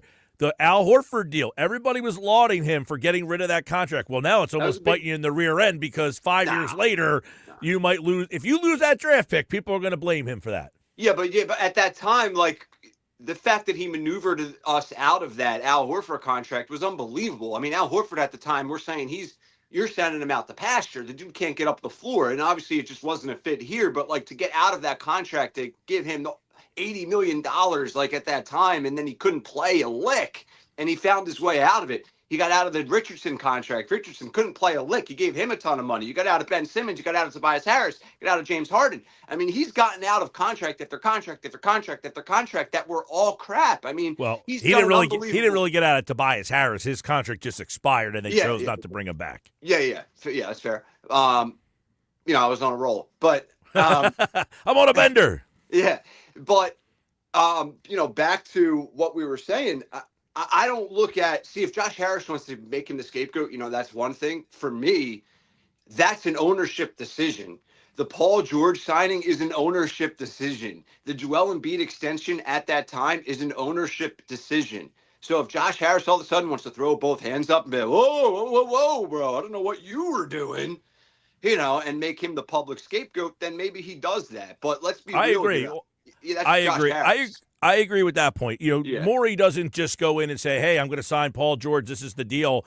That has to be signed up. Look, Josh Harris was there with Dr. J, for God's sake. So don't act like you got to fire Daryl Morey because he signed Paul George. No, the organization was all in. They brought Dr. J to Paul George's house to try to convince him to play. So you can't sit here and say, hey, this is all Daryl Morey's fault. But if you're the owner and you're looking for a way, now I don't know, maybe Morey said, hey, I got an idea. This is how we got to do it. We got to sign Paul George. And Josh Harris says, he's got an injury history. I don't know about that. No. He's the guy. Like, if he pushed and sold him on it, okay, we don't know that. No, that's fair. It depends how those conversations exactly went down. We don't know that. It's really on Paul George. Like, the guy's a scumbag for coming here when he never wanted to come here. He could, like, listen. Strong. That's strong calling him a scumbag. He is, because he wants it is strong. He wants no parts of being here. He seems like a really nice guy. Yeah, right. He's actually donated a lot of money to charity. No, but like, he wants no parts of being here. He wants no parts of being in Philly. The only reason he's in Philly is because they gave him that extra year. Absolutely. Like, his heart was not in coming here, and maybe you could blame the Sixers for not realizing that. I think the Sixers were just so dead set on, look, they saw what everybody saw. Tobias Harris was not the right piece. We get Paul George, whether you like him or not, he is an upgrade to Harris, and that has not come to fruition because he has not been healthy all season long. But I don't think there's a person out there that thought you could be worse with George than you were with Harris. No, and 100%. And let's be real. At the time, I mean, people are overall excited to have Paul George on the wing, and everyone's, articles being written all over Delaware Valley, people talking online and in person. This is the player that we've needed. This is the player Joel Embiid's needed. He's finally here. You have Maxey now. They have a big three. They can compete with Boston and Milwaukee to come out of the East, right? Like, those were the conversations just a few months ago about this Sixers franchise. Yeah. Somebody texted in, was it Morey brought in to get the Sixers further than the second round? Has he? He was. And here's the thing. It took him like 2 to 3 years to clean up the mess, okay? Yeah. So he gets rid of Horford. He gets that deal out of here, the whole Simmons saga. So he did his job, what he was supposed to do. Get the cap space back, clean up the mess, yada, yada. The problem becomes he did a great job in getting them to the offseason where they had the money in the cap space. The problem became the year that they had the money in the cap space, your best option was Paul George. And then you said, we have to spend our money now or we lose it. So what do? They went after the best guy out there, and it has not worked out for him. But he did fault him. He did his job right in clearing out. It took 2 to 3 years to say, all right, you gave this guy a horrible contract, and you gave that guy a horrible contract. Let me trade that guy, and I'll get rid of this guy. He did all of that stuff.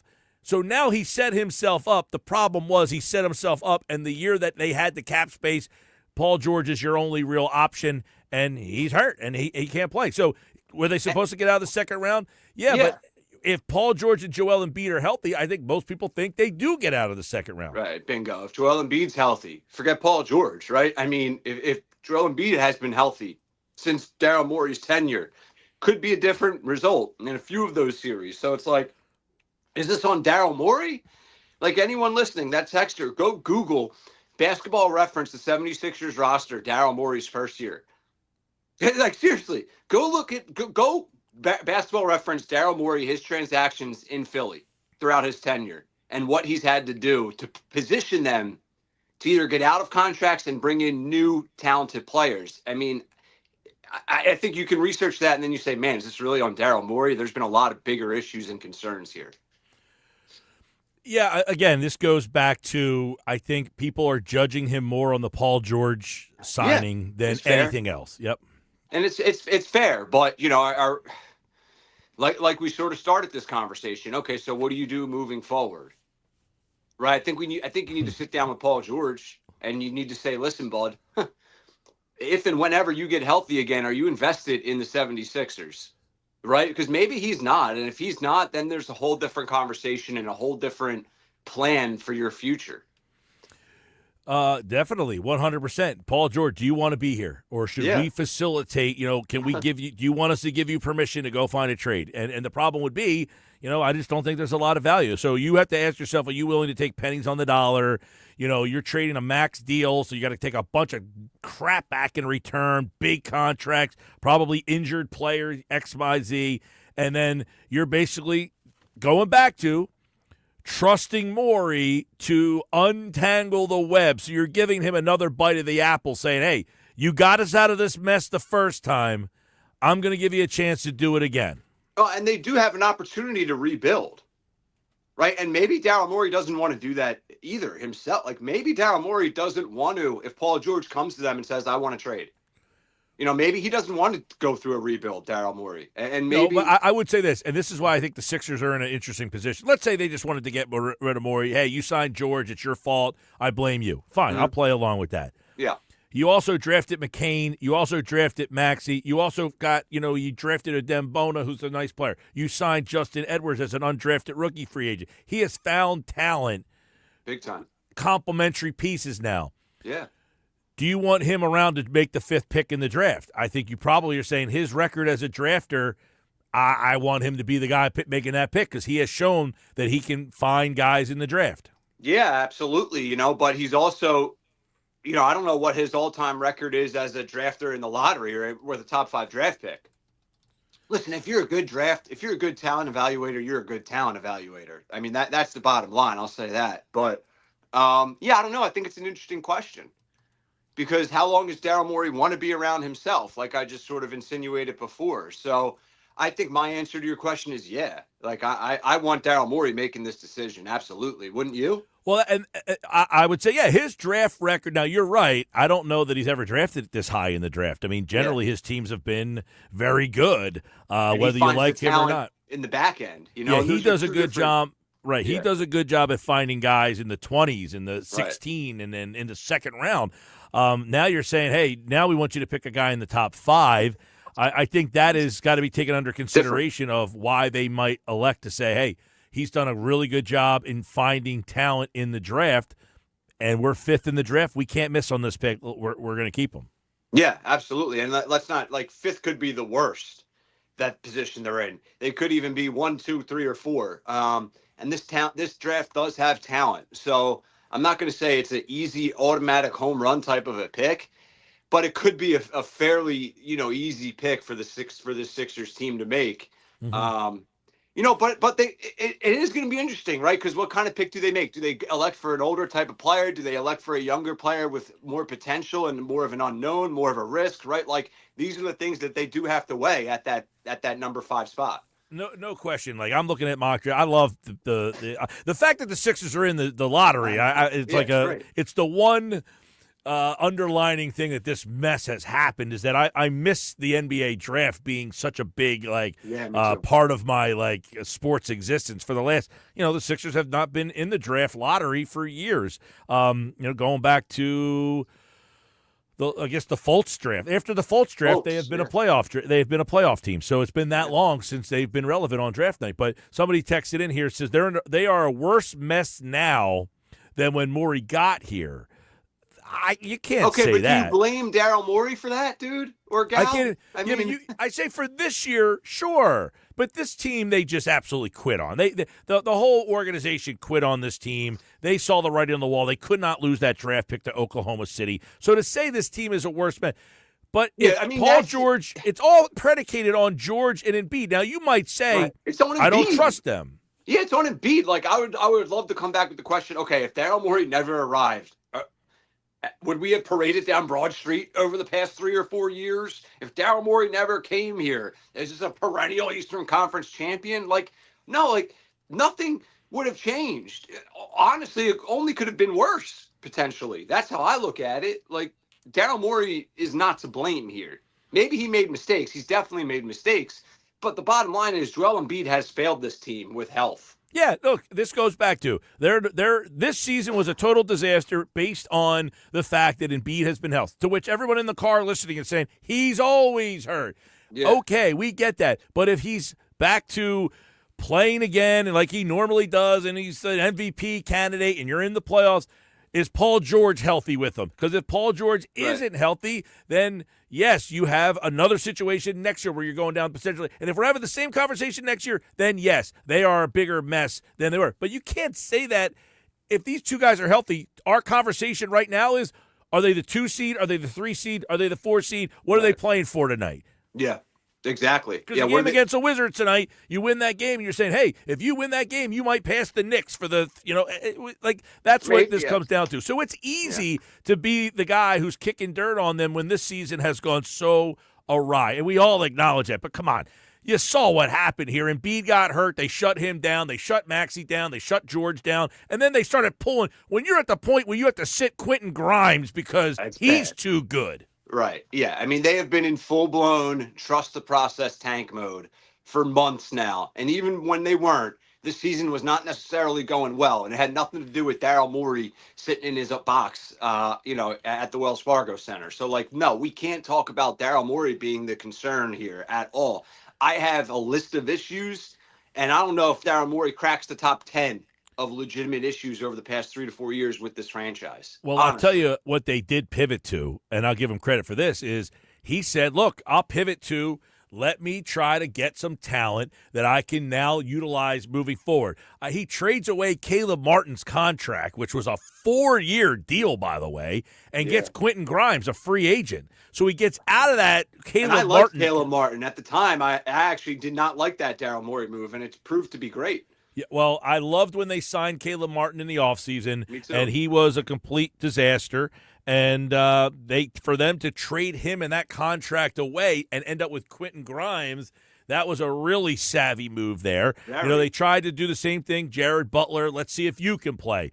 So they have basically said, we're going to pivot to try to find complementary, athletic, young pieces that can play around our 100% older guys. 100%. I mean, I've equated to a lot of Daryl Morey's moves. People are going to lose their crap when they hear this. Uh-oh. I'm not saying he's Howie Roseman, but to your point, he's made a lot of savvy Howie Roseman-esque moves throughout his tenure in Philly. The problem is he's not getting any recognition for it because it's been such a disaster with this team, with Joel Embiid and the failures and the infamous collapses and all of that, that those marginal moves that he's always making, always trying to get this roster different and better, are not being recognized at all. It's only the big swing and misses, i.e. Paul George. By the way, lottery picks for Daryl Morey. He took Patrick Patterson 14th in 2010. He took Marcus Morris 14th in 2011, and he took Jeremy Lamb, number 12, in 2012, and he traded him for James Harden. So those are the 3 times he has been in the lottery, but never in the top 5. Yeah, never top 10 or top 5. So, wow, I'm excited. I have no doubt in him. All right, Sports Bash Live, 97.3 ESPN. All right, Wild Card Wednesday. We got some fun questions, topics on the other side we're going to dive into and have a little bit of fun with. Stick around for that. That's coming up next in segment number 2 today of Ryer Sai. I got some fun questions. He's got some stuff. We'll go back and forth. We'll hang out with you to the top of the hour tonight. More Sports Bash coming up on 97.3 ESPN. It's your final cue to call on the Sports Bash today.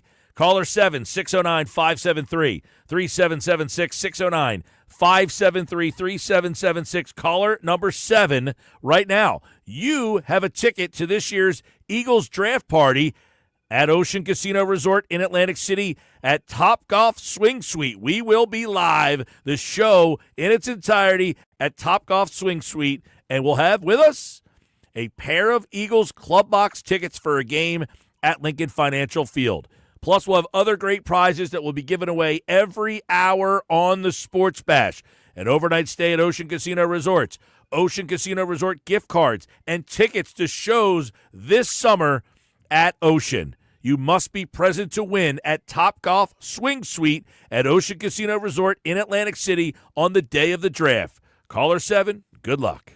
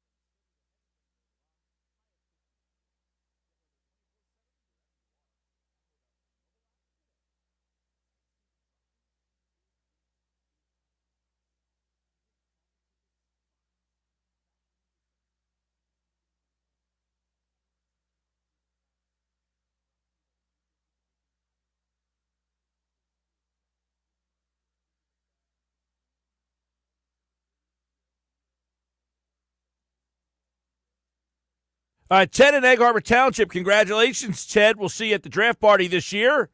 Get out there early, get a chance to win some other great prizes. Sports Bash will be live at Ocean Casino Resort Topgolf on the day of the draft. Eagles draft 32.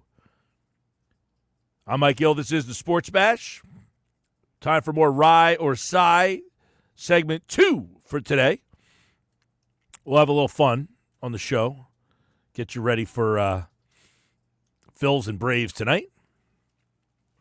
All right, let's see what we got today. A little Wild Card Wednesday. I'll throw out a topic at you, all right? You there? You got me? You hear me? Sounds like a no. It sounds like he does not hear or see me. All right, well, I'll read off a couple more text message here. 609-403-0973, 609-403-0973. Mike, Morey's a joke in the NBA. Morris, who drafted, ripped him. So did Draymond. The only big free agent he landed was an injured, washed-up player who took a money grab. Maybe the reason he's looking into AI is because he doesn't have a clue. Embiid isn't a winner, isn't a guy who could be the best player on a team to win a championship. I could see it on my couch. Why can't he? Listen, I think some people, I would agree. I think there are a lot of people out there who don't like Morey. There are a lot of people out there that just aren't analytic people. I'm one of them. I'm not a huge analytic fan. I ripped him for the AI stuff. To suggest that Morey's track record, people, like, you're acting like he is a joke that has no business in this league. He took teams to the Western Conference Finals. I mean, boo-hoo. He lost to one of the greatest teams in the history of the NBA and basically had a 3-1 series lead on them. Yeah, he built a really lousy team. He's horrible. What a horrible guy. What a horrible GM, I should say. I mean, seriously. I mean, do you think before you say stupid things, just say I don't like the guy. That's all you have to say. Say, listen, I just don't like him. I don't like what he does. I don't believe in him. Fine, Marcus Morris doesn't like him. I heard the bite from Marcus Morris, and I think Morris has reasons not to like him. He drafted him number 14 overall and then sent him to the G League. Now, when we talk about the deals, you can pick and choose deals and say, well, he did this and he did. What do you think? He's going to get 100% of the moves right? Seriously, do we think he's going to make 100% of the moves he makes? He's going to be like, he hit on every single one of them. No, he's going to get some wrong. When he traded for James Harden, was anybody saying that was a bad move in terms of – I'm talking about in Houston. When he traded for James Harden in Houston, are you saying, oh, that was an asinine move? Nobody knew who James Harden was. I mean, he was a good player on Oklahoma City. He was coming off the bench there. He wasn't like, you got to go get James Harden. He made a trade for James Harden with Houston for Jeremy Lamb. You're telling me that was a stupid move, that he's a joke for that move?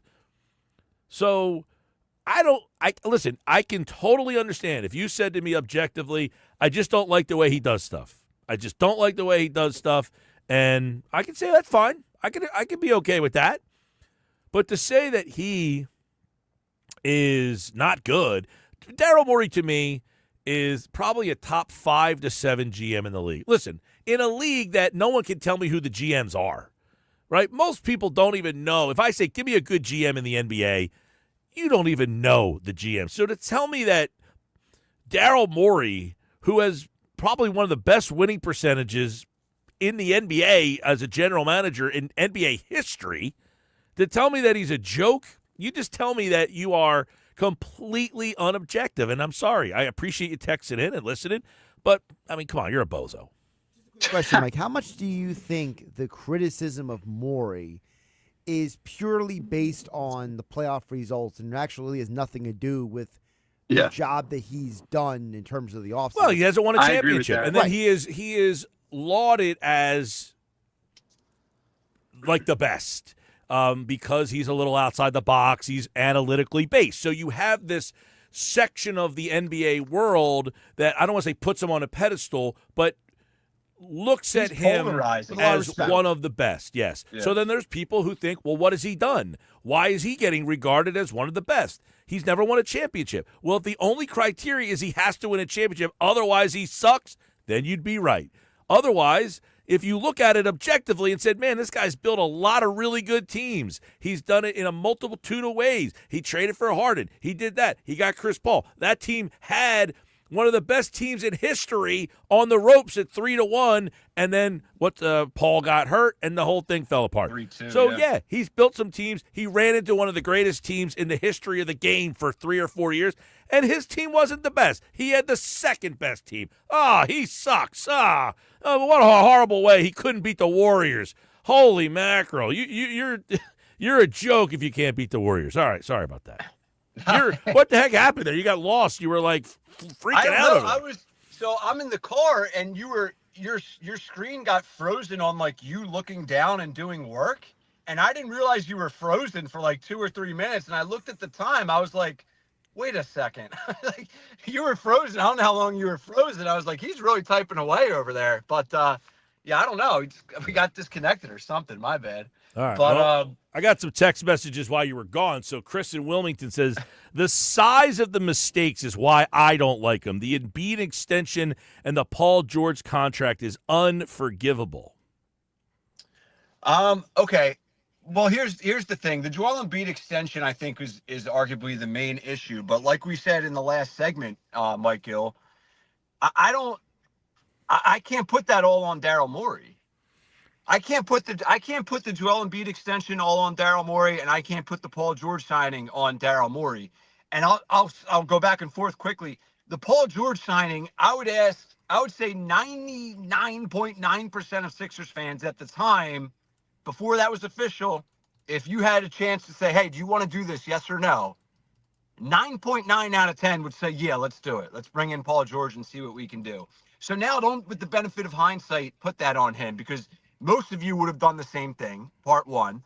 And then part two, if you think it's more about Daryl Morey than it is Josh Harris, I question your basketball and pro sports knowledge as a whole, especially in the NBA. The owner makes those big-time decisions with the stars in those contracts, not Daryl Morey.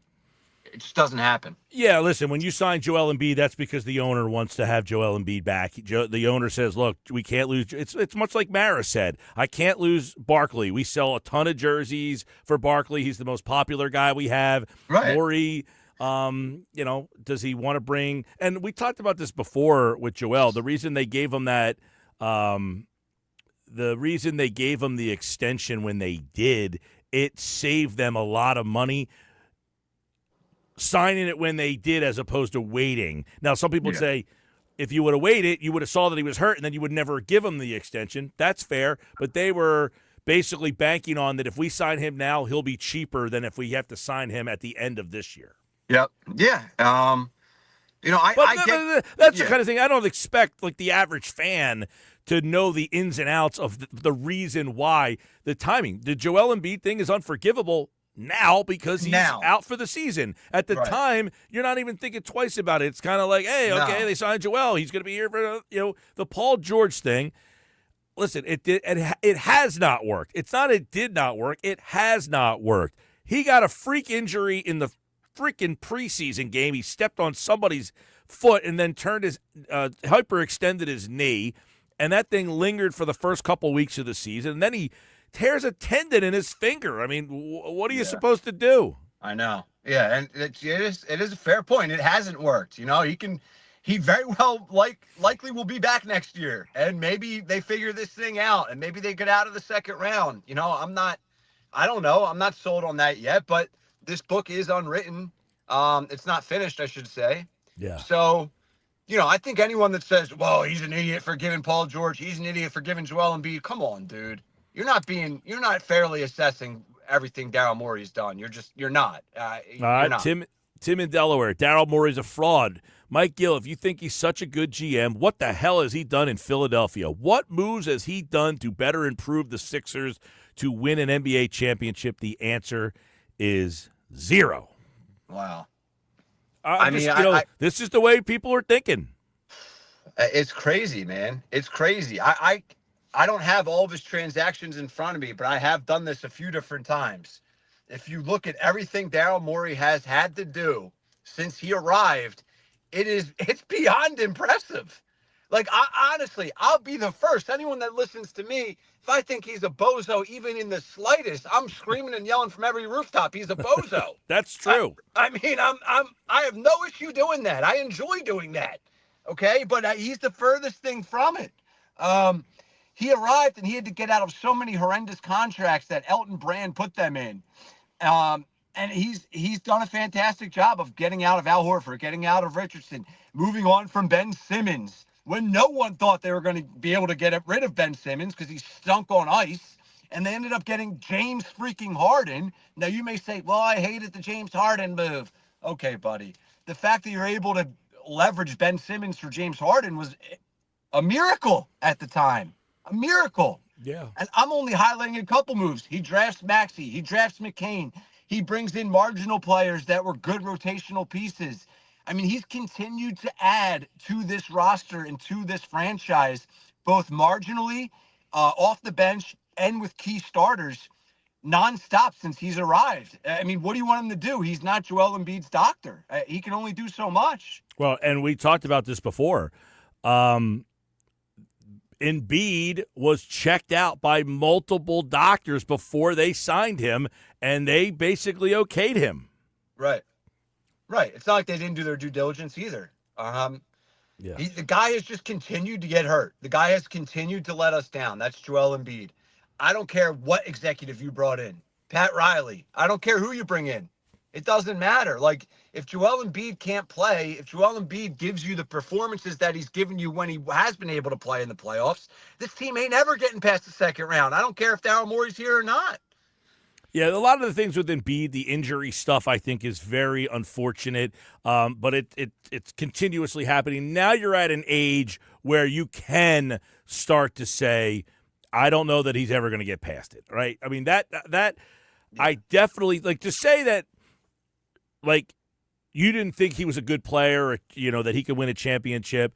That dude was as dominant as a player. Now, in the playoffs, sadly, they did the other day, they were talking on ESPN, is he the biggest what-if of all time? Because every time he got to the playoffs, he was just never healthy.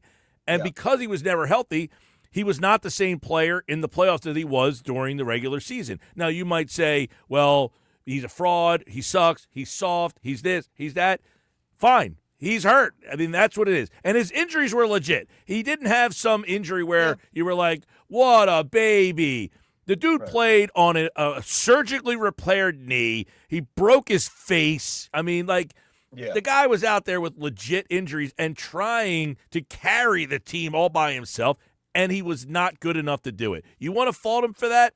Have at it. At this stage of his career, though, I do think it's fair to ask, if he can't stay healthy, can you realistically think that he's – because if he is healthy in any of those playoff runs, the what-ifs would be crazy. It's not like they got swept in every series. He brought them to the precipice of beating the Hawks, and Simmons was so bad in that series that he crapped all over himself. I mean, it wasn't like, hey, Joel did not play great in Game 7. I mean, actually, he played pretty well in the Game 7. I think it was game 5 and 6. Yeah, I mean, so it's just been a bizarre group of stuff, but it's been a lot of things. I mean, I've been critical of Joel Embiid at times in some of his playoff performances are inexcusable. I think a couple of his performances against Toronto were really bad. But you're right. I think that the overwhelming story with Joel Embiid is the guy's never freaking healthy. That's never it. healthy. Never All healthy. right, let's throw a Wild Card Wednesday question out there before we get out of here. Who's the most random Philly athlete you irrationally loved, and where are they now? The most random Philly athlete you irrationally loved. Oh, man. That would be like this guy irrationally hating Daryl Morey. There's so many. By the way, I totally can understand rationally not liking Daryl Morey. Just come out and admit you don't like the analytics. You don't like that. That's just not for you. If you can come out and admit that, I will take your opinion much more objectively.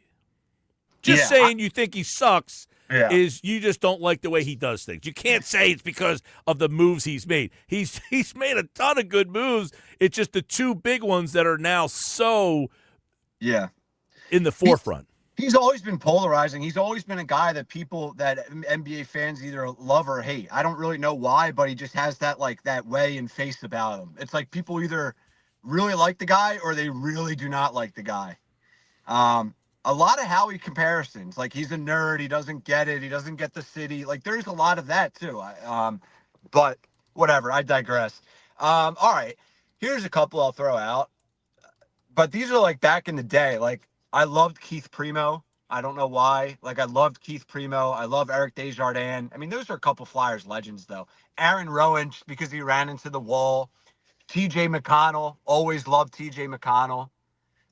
Those are just guys off the top of my head that I had like irrational love for as a Philly fan. The McConnell one's really good. And where's he now? In Indiana, right? Is he still Indiana, there? he's with the Pacers. Yeah, those other guys are obviously those are a long time ago. They're all in a rocking chair somewhere. But I irrationally loved Tony Roten. you did like Tony Roten. Yeah. I was a huge Tony Roten process fan guy.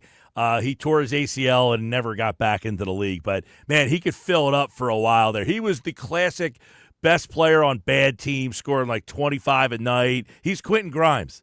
Yeah, he is. He could fill it up. He is Quentin Grimes. He's literally today's Quentin Grimes. Spencer Halls is another guy I loved irrationally. I don't know why. Spencer Halls, I was never a fan of. Never a fan of Spencer Halls. Not because I thought he was this great basketball player. I almost loved him because of the opposite. Like